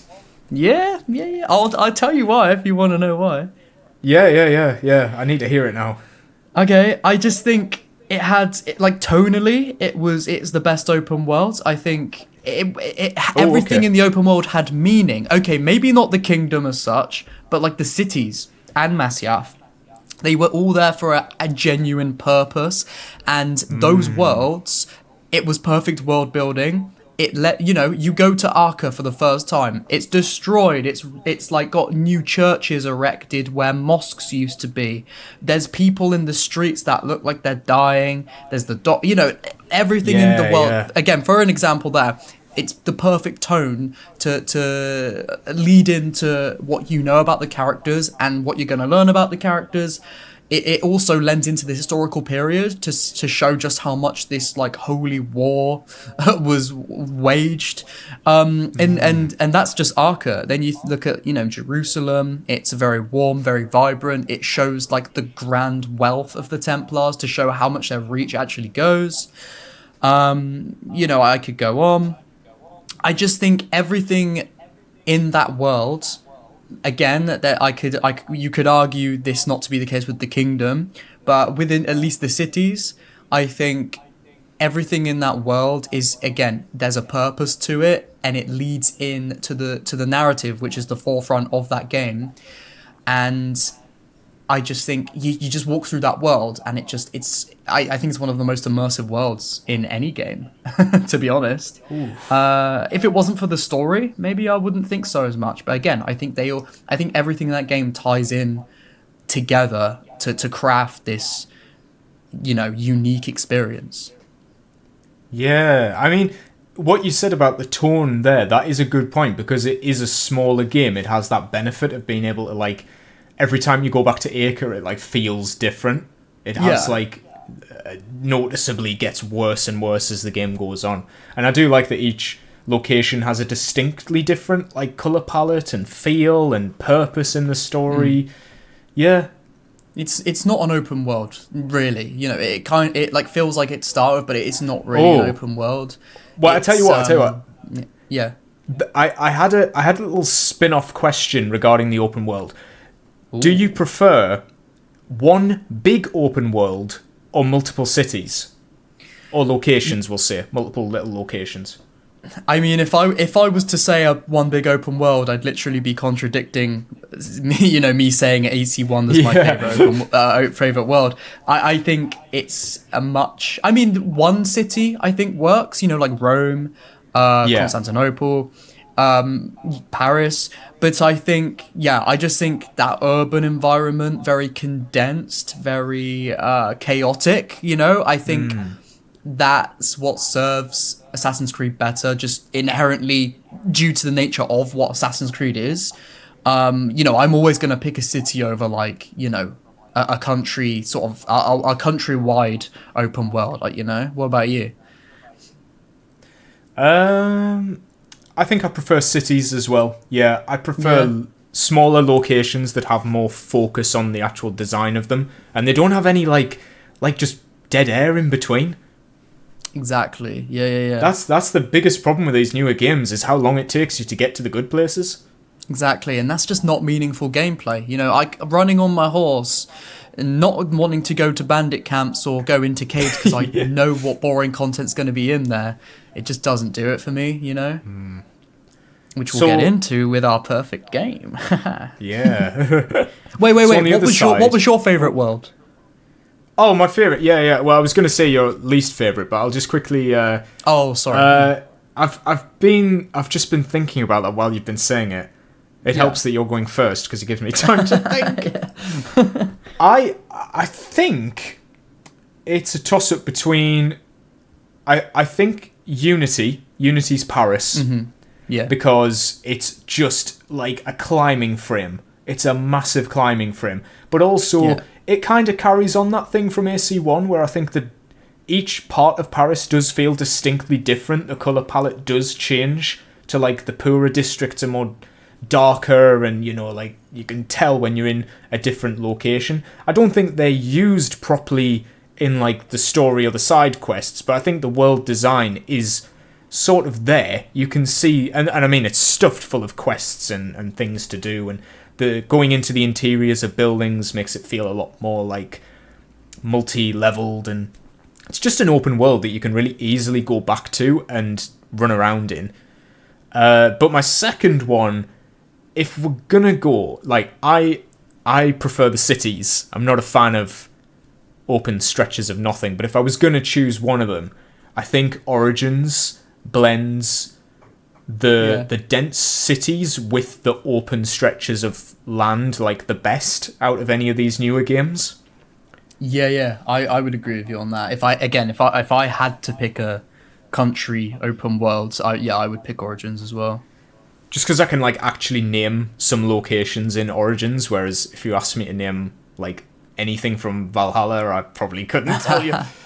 Yeah, Snottinghamshire. I remember that. What? I thought it was funny because obviously it's Nottingham now, but back in the day, it was called Snottingham. Yeah. Although, well, Jorvik became York. I guess. Yeah. To be fair, I learned a lot about Old English. That's for sure. Yeah. Maybe the names, not so much. I couldn't. If you showed me a location, like a picture of a location, I couldn't tell you where it is, or like where it is. Unless it was like Stonehenge or something. Oh yeah. I still don't think I've actually been to Stonehenge in Valhalla. Oh, have you not? Oh, I've driven past it a few times when I was little, but that's about it. Okay, so on the flip side, then, what is your least favorite open world? Oh, you know the answer to this. Surely you know. Well, there's two answers here, and I think I'll say there's lots and lots of water. It is Odyssey. Yes. I was thinking it's either going to be Odyssey or Not Valhalla. Black Flag. Oh, yeah. Odyssey. I don't know. I just feel like, again, I have talked about this before, so I'll see if I can approach it in a way I haven't said before. I don't know. I just think that, I understand that, yes, in real life, Greece has lots of archipelagos, lots of water. But, like, I don't know, man. I just feel like a lot of that open stretches of water. Like one of my most profound memories of playing my first, like, proper playthrough of Odyssey was just literally thinking, oh, fuck, this new island I'm going to is literally, like, 40,000 kilometers away or something. And I would sit in a straight... I would aim my ship in a straight line. I'd go into travel mode or whatever it was called. Sail, travel, whatever. It would zoom out. And I would literally like watch YouTube videos. I'd go on my phone. Like, what is that? That is not engaging gameplay. If I'm playing, again, I'll use this example. If I'm playing Baldur's Gate 3, if I look at my phone, I'm going to miss crucial parts of the game, or I'm going to die, or you know what I mean? But in Odyssey, you sit back, you go on your phone, and you literally sometimes have to wait like over 5, maybe even 10 minutes to get to your destination, and maybe you don't even meet any ships to fight in the midst of that, and it's just like, that shit is just lazy, in my opinion. Yeah. No, I think I agree. I think I would go with Odyssey as well. I remember the first time I ever looked at the map, and I think I shat myself. Like, I thought the first island was like half of the game, and then I realised, oh my god, there's so much, and there's so much nothing.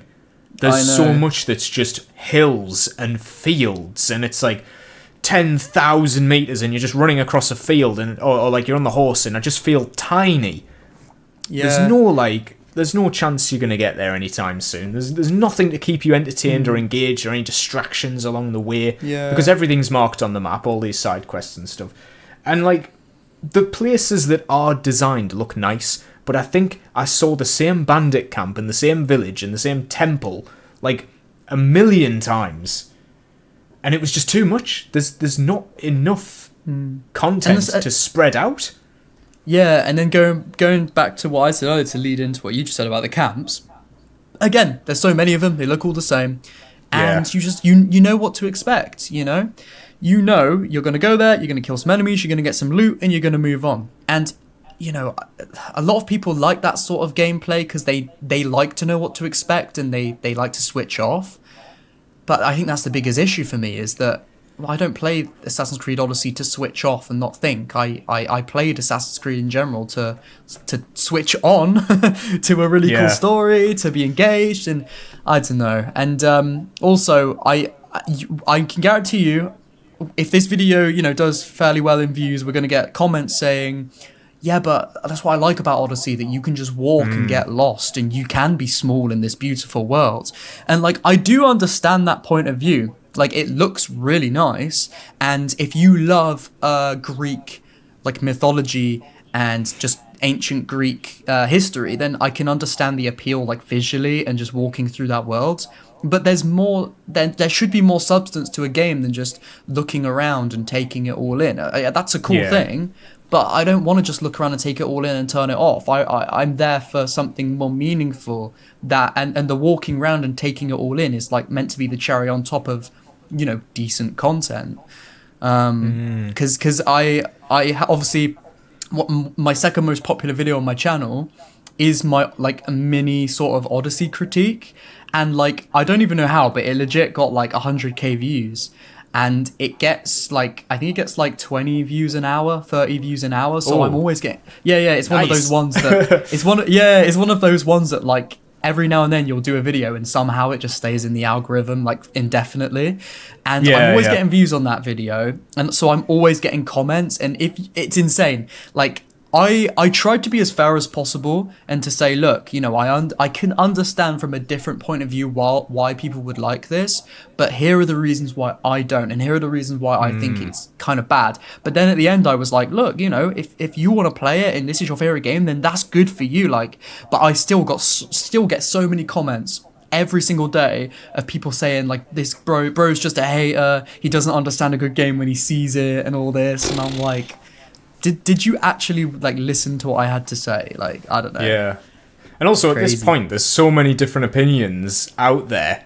Like, why are you so fixated on one to the point where you're going to like hate on them? Yeah. You've got to understand other people's point of view, even if they disagree with you, because it helps to, I don't know, for me personally, like, I want to hear other point of views as well, to either, maybe that will reinforce my own opinion, maybe that'll sway my opinion.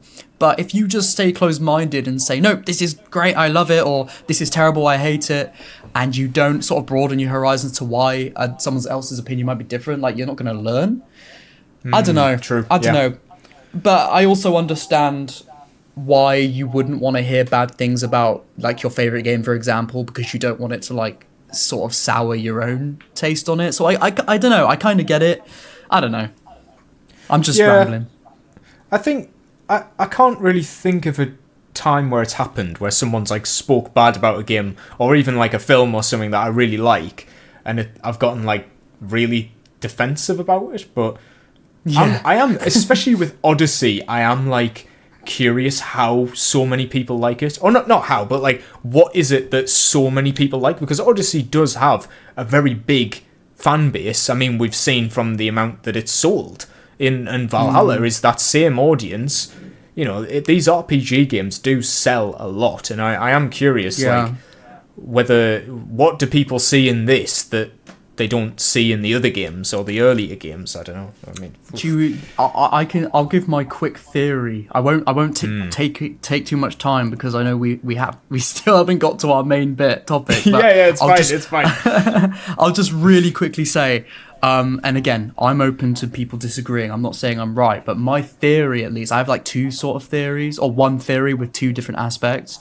I think the reason that it has such a big fan base, even though I don't think it's good, is because I think a lot of the fan base are younger people. This is one of the first like proper it's not, I don't think it's an RPG, but it's one of the, I think it's one of a lot of people's first big open like introductions to it. Yeah, so they have that soft spot for it. Like, I grew up. Well, I still am growing up. If you're that young, aren't you? But like, I'm growing up playing with this game. It's got a soft spot in my heart, and they don't have much reference to, games with more depth. I don't think. I think if you've been spoiled with games like The Witcher 3, Baldur's Gate 3, Cyberpunk, Sky. I could go on. I don't. If you haven't been spoiled with games that like genuinely just like do something and do it like really, really well, then I think a game that tries to do this but doesn't do it anywhere near as good isn't going to seem as bad to you, because you haven't really got into those games. I don't know. So I feel like it could be a lot of younger people that like no offense to anyone who loves Odyssey, I'm not dissing you, but it could be there's that lack of a understanding of why something's bad, and they just think, they like the pretty colours sort of thing. So basically, you're dumb. I'm gonna offend so many people. You're dumb. You don't know better.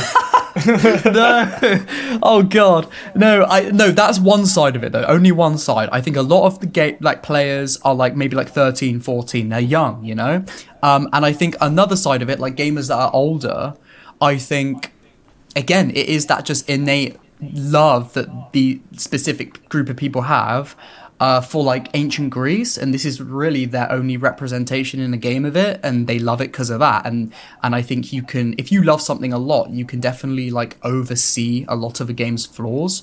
And again, I have no issue with that. I just think if we're going to look at something objectively, compare Odyssey to The Witcher 3, which Odyssey is clearly trying to be. It's night and day with meaningful quest writing, meaningful gear that you can unlock in the game, outfits and armors and stuff. Again, it's night and day. And the dialogue choices, that's exactly. God, they mean nothing in Odyssey at all. Yeah, they are the same answer, either said seriously or sarcastically. Exactly. It's that's one of its biggest critiques, is that they'll have all these different dialogue options that you think are going to be one way or the other, but then it's really not exact. It will come out completely differently, and there won't be too much outcome regardless, and it's so then what's the point of dialogue choices? Malacca, yeah. Anyway, should we just get back into? I guess this kind of is talking about it, but should we sort of specifically it's say subtle? Let me ask you Trojan then. horse. Let me ask you then, Mr. Lewis, Mr. Willis. Are we flipping it so I don't have time to think? Yeah, exactly. I'm keeping you on your toes. Oh man. Okay. What would make? Just specifically, outwardly, what would make your perfect Assassin's Creed game? 3, 2, 1, go! Okay. Unity's parkour, obviously, or at least a parkour system where the inputs have some, correlation with what you're actually doing. I think the stealth should lean more into the Hitman style than the not the Witcher. What's an open world stealth game? There aren't really any, but the hiding in bushes thing that Odyssey does. I don't think we should be hiding in bushes. I think it should be like Hitman, where you are, guess what, an assassin, doing assassin-y things. I mean, the black box missions in Mirage, I think, were a really good step forward, and I'd love if they lent more into that. I think the parkour should be good enough to the point where they feel comfortable putting tombs back in. If they put tombs back into Assassin's Creed, I think that is the sign that they feel confident enough in the parkour to rely on it. We don't even have races anymore, I don't think. Oh man, okay. So that's the parkour and the stealth. I think the combat, I like what they were going for in Mirage, where it was difficult and punishing, where combat was no longer the obvious option. I liked that. I don't like this whole dual protagonist playstyle thing. I think they should just stick to one playstyle and do it really well, because I just get the feeling Yasuke is not going to play as well as Naoya because they're putting so much focus on stealth. Not that I'm complaining about Naoya being good, because I do have quite high hopes for Naoya's gameplay. And the story just needs to be really fucking good. More capped cutscenes, a shorter story that's 15 hours long, and just actually write your characters to have a beginning, middle, and end. None of this pick your missions out of order. No, do it in sequences. Let us replay those sequences as well, and just care about your characters again. Don't let us become the characters. Yeah. That's all right. That's my rant. I'm done. All right, fair enough. Go for it. If you have any other points, when I'm speaking, feel free to interject. Because I personally, if I was to make my perfect AC game, okay, so it depends. There's two avenues, two scenarios. I would have a perfect AC. I can talk about my perfect AC game in the scenario of it's more like the older games, more of an action adventure. And then I can talk about my perfect AC game if it was an RPG. Okay. Pick for me. Which one shall I start with? Action adventure route or RPG route? Well, what's the perfect Assassin's Creed game? Which one is it? Okay. Okay. Well, for me, perfect Assassin's Creed game's an action adventure rather than an RPG. Yeah, I agree with that. If Sony got a hold of it, they would make it a linear, single-player masterpiece. Yeah. I just think the reasoning for me, because I know there's a lot of viewers that have come in from the RPG. I feel like on YouTube, the AC community there's a much bigger community of people that prefer the RPG games that might not quite agree or understand why I might think it's better as a action adventure. So I'll give my reasoning. I think, well, personally, just I guess selfishly, I've always preferred AC in the older style of things because I do play so many RPGs through the year. It's like it was always a nice bit of like respite from the bigger games. Like, okay, now I've got my AC game. That's a lot easier. That's a lot more chill. It's going to tide me by now. It's going to give me a breather. So selfishly for me, I always preferred it as an action adventure. It was my refresher before I got into another big game. But more broadly, more objectively, I think the way the gameplay of Assassin's Creed, I think, always fits better in that style of game. Again, you've got a more condensed, either linear open worlds or open worlds, within like a city, for example, or multiple cities. It lends into the story and the gameplay better. You're an assassin, you're stalking the streets. That was like a big part of it. You're sneaking through the crowds, and what better place to do that than in a city? You can't blend in the crowds in a field with like a farmer in, I just feel like it was always, the gameplay was always better suited for like again, that action adventure approach. I think when things went to an RPG, again, gameplay actions like climbing and stuff was dumbed down, and there was more of a focus put on like skills, supercharge and that type of like upgrading skills and stuff. And again, like I feel like unlocking skills as you progress within the narrative of Assassin's Creed, it felt like it flowed better. It was more natural to the story. Again, I think it all comes down to the way Assassin's Creed was built, like the stories especially. Like it was built to be an action-adventure game. It was made an action-adventure game because that's what originally fit like the core pillars of Assassin's Creed the best. If it didn't, I feel like they would have made it an RPG. So, I just... That's why I think an action-adventure works better. I'll just really quickly go over what my perfect AC game would be if it had to be an RPG. I won't ramble too long, but I think it would work. You've got to reapproach it like what you're trying to do, I think. Because Ubisoft originally, they might not be doing it as much now, but I think they originally saw the formula of The Witcher 3 and were like, okay, we need to do that for Assassin's Creed.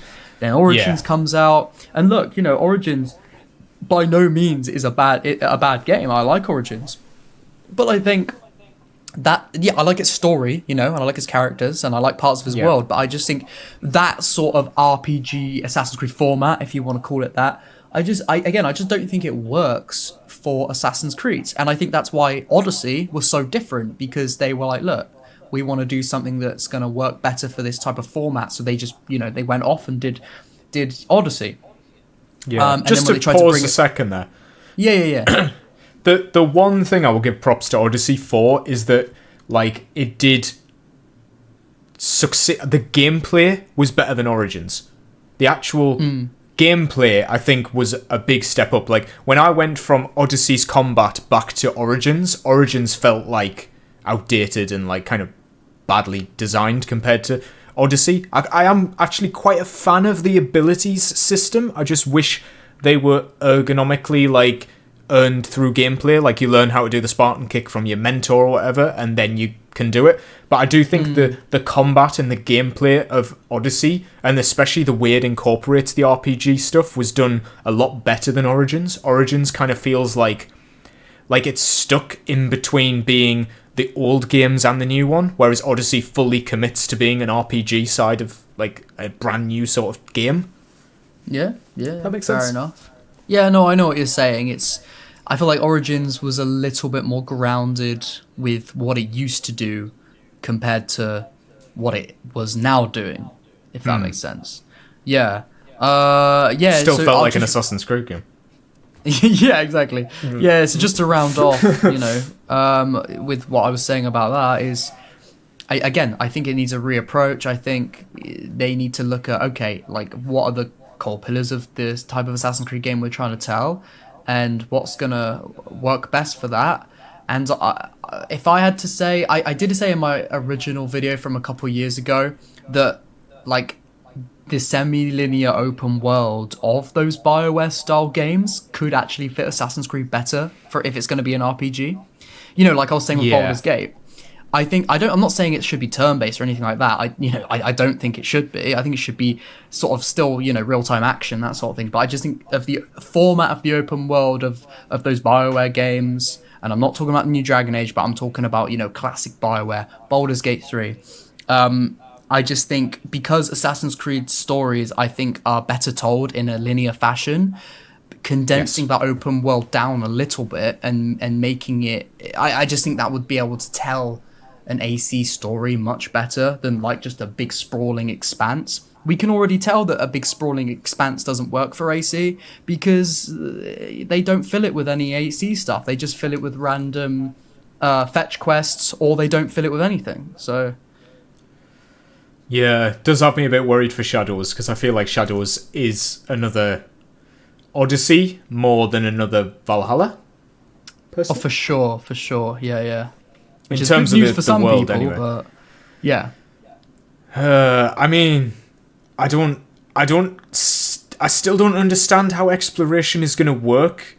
I would love if they were like, just go back to like the Skyrim idea where you find a marked location and that location has been fully designed for you to explore and parkour, and like the Black Flag Islands. Like, if every location was designed like one of those, I would be happy. The problem is that they are like just these open areas that you can approach from any angle and, take out guards and stuff.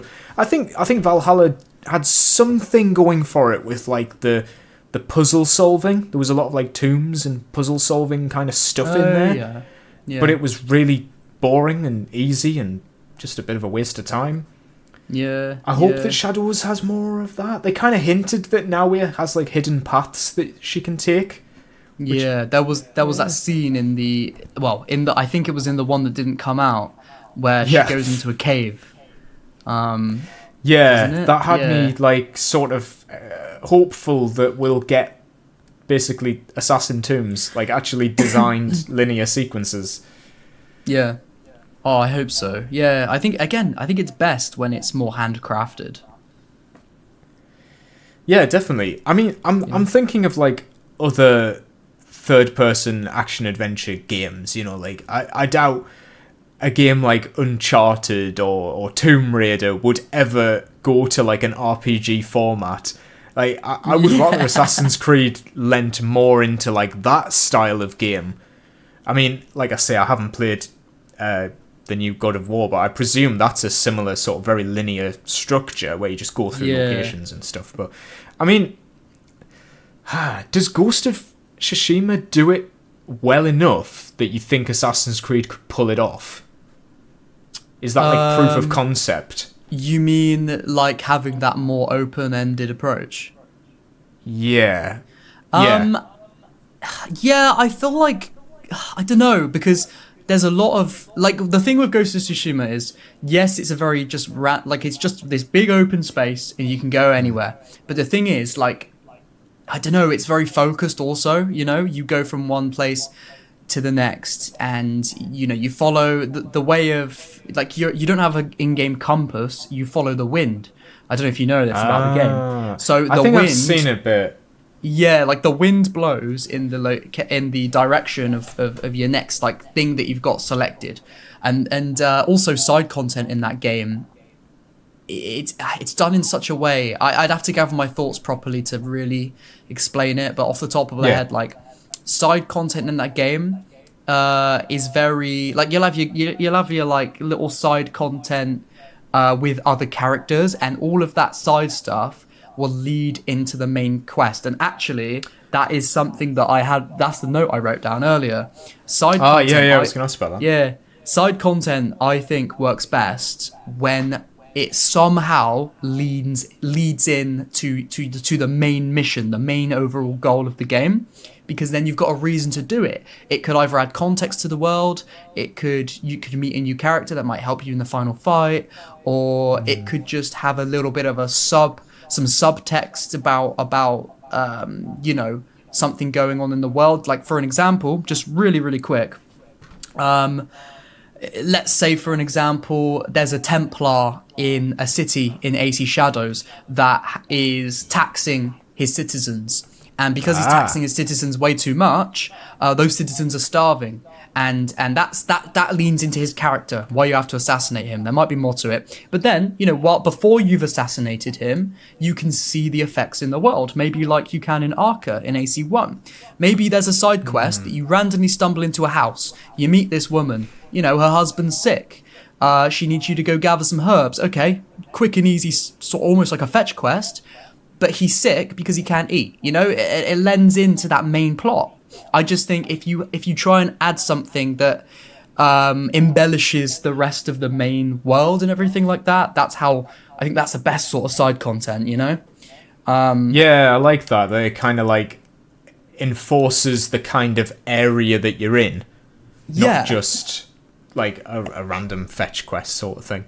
Yeah, and like if maybe you don't help them. But so then after you've assassinated the Templar in the main quest, you go, I'll go back and do that side quest now. Well, you can't now because he's dead, because you didn't help him before, Yeah, that would be kind of cool. I'm trying to think, like, yeah, I don't know how much they could, like, change that quest, like, before and after. And how much impact that would have on main missions. I'll tell you what, I just feel like I've got so much of better insight of what makes a really good RPG from Baldur's Gate 3, not to keep talking about it. But honestly, like, that's the sort of stuff you get in Baldur's Gate 3. Like, stuff that is like almost, you don't realize, but it's time sensitive. If you do something else that's going to affect the world, well then either that quest you were going to do before is not going to be available anymore, or it is, but then it's got a completely different storyline because it revolves around the world you're in. It's really well done, and I think it's done better than any game I've seen before when it comes to like side content and stuff. Like if you want a really good sort of idea of how side content should work in a big RPG, I would definitely recommend playing Baldur's Gate 3 for sure. I think as well, the way that Cyberpunk does it, where depending on which storyline you've followed, that's who you take into like the final mission. It would be cool if, like, let's say you enter this new area where everybody's starving. It depends whether you side with the poor people or maybe the rich folk or whatever to try and make them change. Like maybe you side with the rich to try and dissuade them from, messing about with taxes. Or you choose to help the poor people and start like a revolution. That could affect how the final assassination takes place. Yes, and that boosts replayability as well, because you want to see how else it could have turned out in your next playthrough. Yeah. It's the sort of thing I thought Mirage was going to have when I started playing it, but... if only. Oh, God. I need to... At some point, I need to do a video just dumping on Mirage's story. I got too many thoughts about Mirage. Mate, I absolutely ripped that game in my critique on it when I put that out. It's literally an hour of just going on and on about how could it have been good. I don't think I've seen that, I haven't watched your retrospectives. Yeah, I think those are like the big ones that I'm waiting to like properly enjoy. I mean, it's probably before you knew you knew about my channel, to be fair, because it came out just after Mirage. Yeah, but I mean, the retrospectives are like everyone's best videos, aren't they? They're like the big ones. Yeah. I feel like, I don't know, I'm a bit, maybe I'm wrong, but I feel like when I look back at my Mirage critique now, I'm like, is it a bit boring? Is it just I just cover literally every aspect of the game, and I just wonder if, like, did I really need to cover the eagle vision? Did I really need to cover the eagle drone mechanic? I don't know. Yeah, obviously. Yeah, I guess. I guess. I watch videos where they cover every little thing, and that's what I'd prefer. Like, Yeah, fair enough. Yeah. you know, there might be a little thing that only you've noticed, and then people comment being like, "Oh, I thought I was the only one who noticed that tiny little thing." And I think that's what makes the videos interesting, like those little bits that nobody else would pick up on. Like, I've never even thought about the eagle vision in Mirage, so now I'm interested to hear like what you said about it.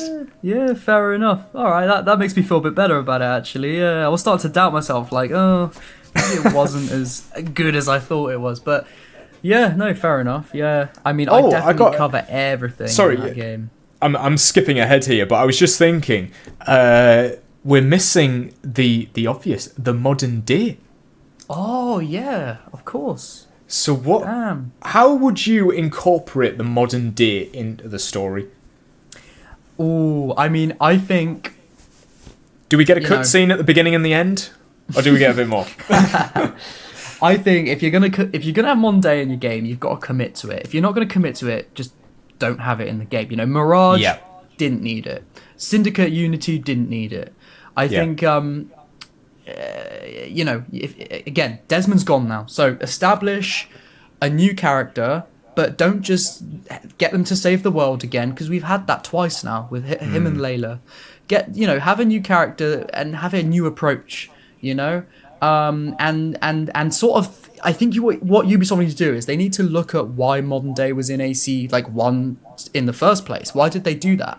Well, they didn't just want this history game with a little bit of random modern day. No, they wanted to tell this really, you know, deep and interesting mystery sort of game about this digital simulation and how this digital simulation is being used by this evil corporation. So go back to those roots and think, okay, well, maybe there's another approach that we can tell with Abstergo that we haven't looked at before. You know, I don't know. I just feel like there's definitely a lot more to be approached there. I also, if you don't want to, you know, if they don't want to do modern day, I'd say, but maybe they do want something a little bit more mysterious, then I'd say, okay, then have a focus on the Isu. But again, try and make it more mysterious. I feel like they've done that too much. Yeah, but it's like, maybe take a new approach. Don't just show them as these fantastical beings. Make it much more mysterious again. Maybe make the player even question, wait, is this the Isu or is this something different? You know? And I would still say the best thing they could do now for a mysterious plot is to add that simulation theory thing in. I think that would be so good. Oh, yeah. Yeah. I'd love yeah. Sorry, I was just going to say I might have to switch headphones real quick because my earphones are about to run out of battery. But sorry, keep talking. Yeah, I would love the twist at the end of the game that you've... I'm just thinking this off the top of my head, whether you've been in the Animus the whole time or you haven't, like you are actually living as the character or something. I don't know. Wait, sorry, one sec. Yeah. Can you still hear me?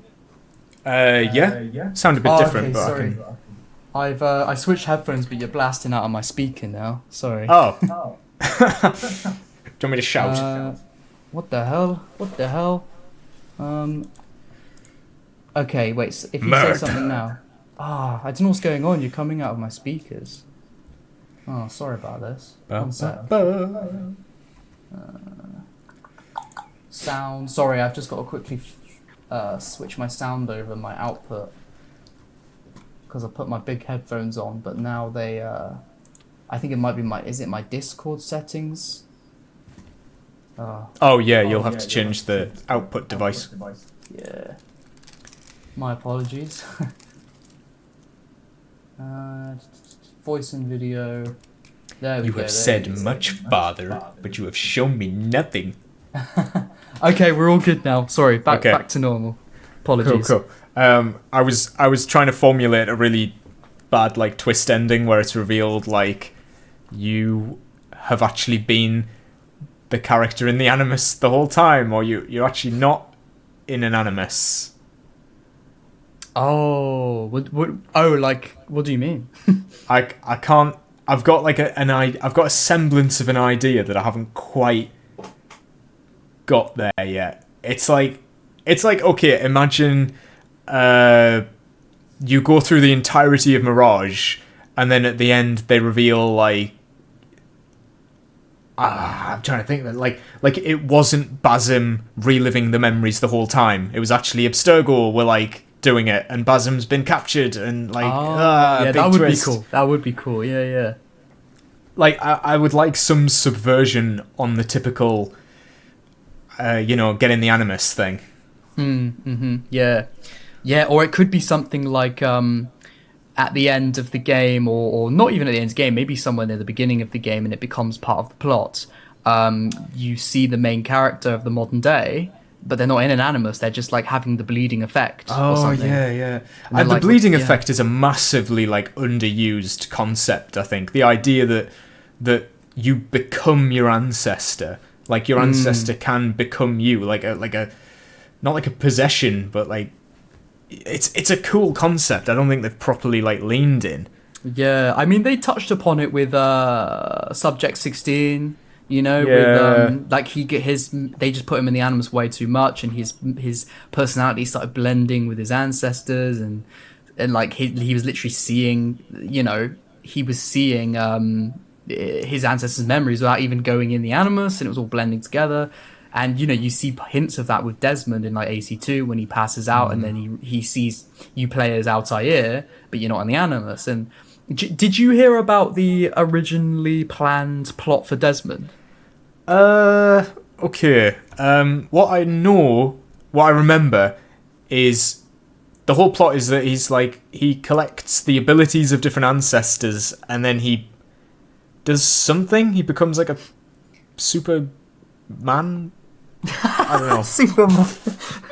So, from what I understand, he was originally planned to gain all this knowledge and skills from Altair, Ezio, and then I guess Connor, and then in the end, he was able to. I don't know how he was to get to this point, but he was basically going to be able to stabilize the bleeding effect, so he could basically enter the bleeding effect at will and relive, his memories anytime he wanted.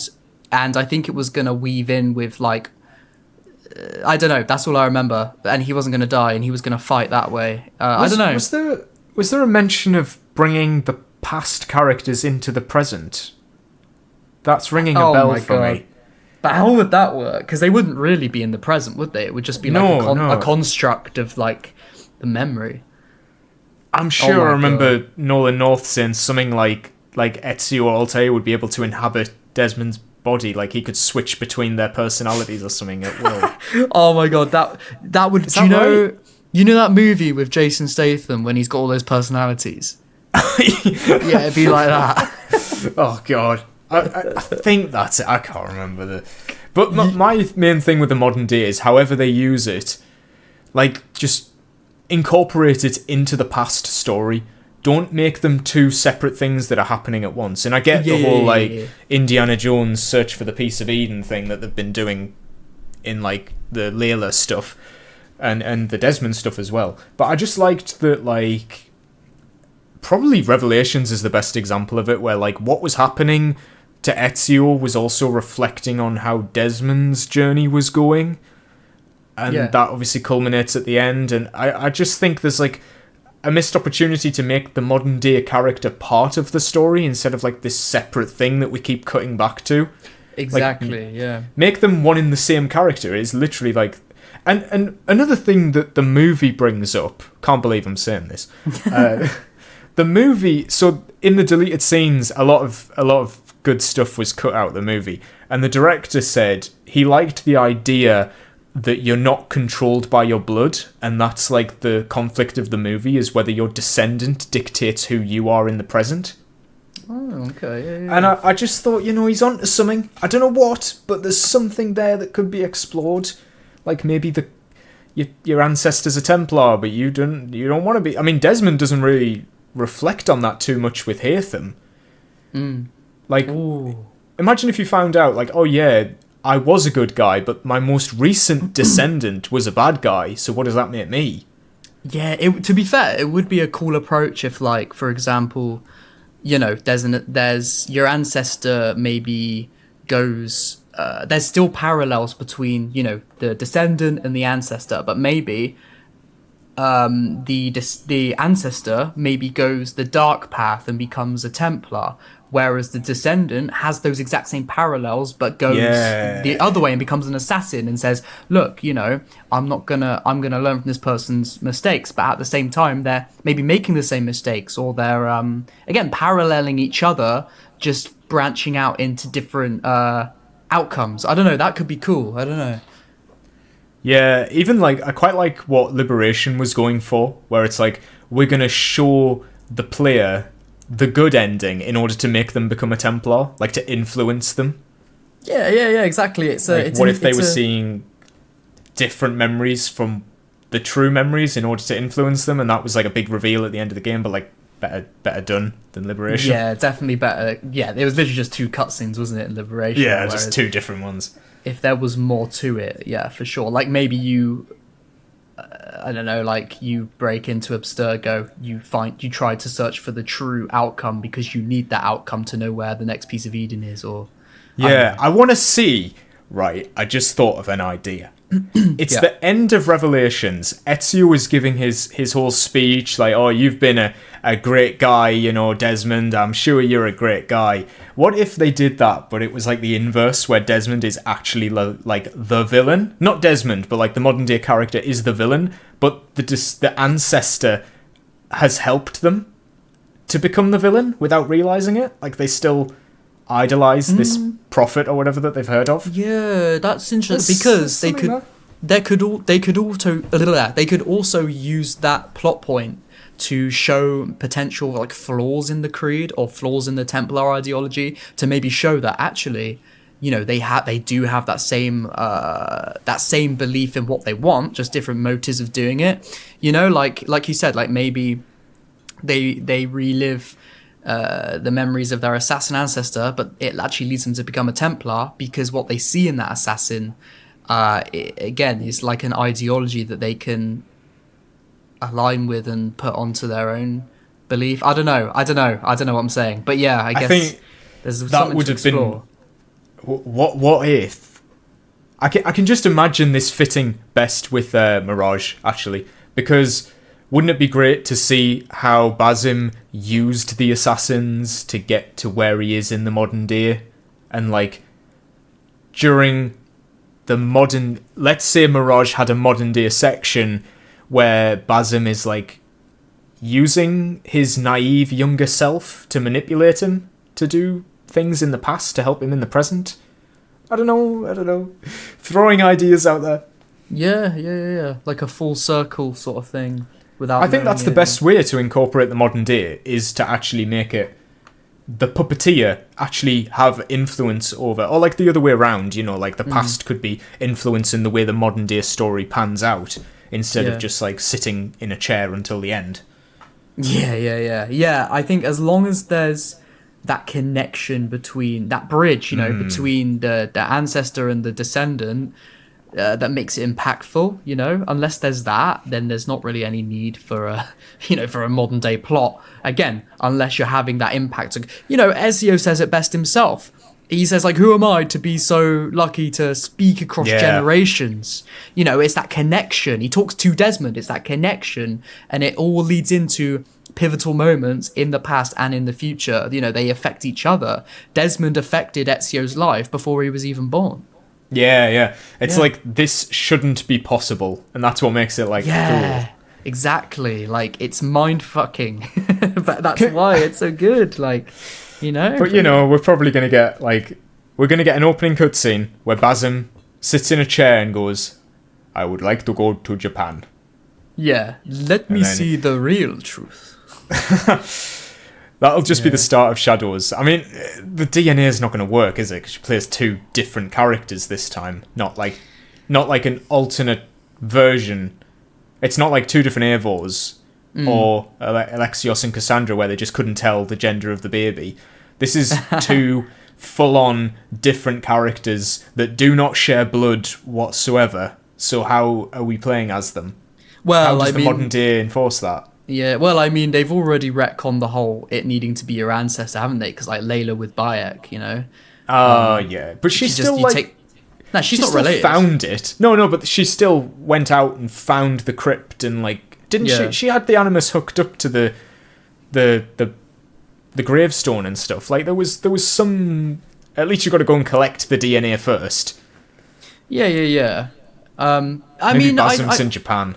I feel like there's probably ways to work around that you can relive both of their memories. I feel like again, it just depends on the way they do it. Like, I could actually see there being a potential good thing with a modern day and two characters. Like, you know, you're experiencing different perspectives, and then it helps to the main character to form their own ideology, whether they're an assassin or a Templar and that sort of thing. Like, it would be really good if one was a Templar and one was an assassin, but then you realise, oh, their goal is actually quite similar, but they have different ideology, and it explores that side of things. That would be cool.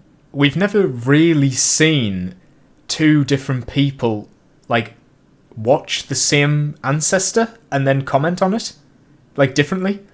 I can see a scene happens in Shadows, and then they come out of the animus and argue about it, and they each have different interpretations of what happened, and that leads them to go down different paths.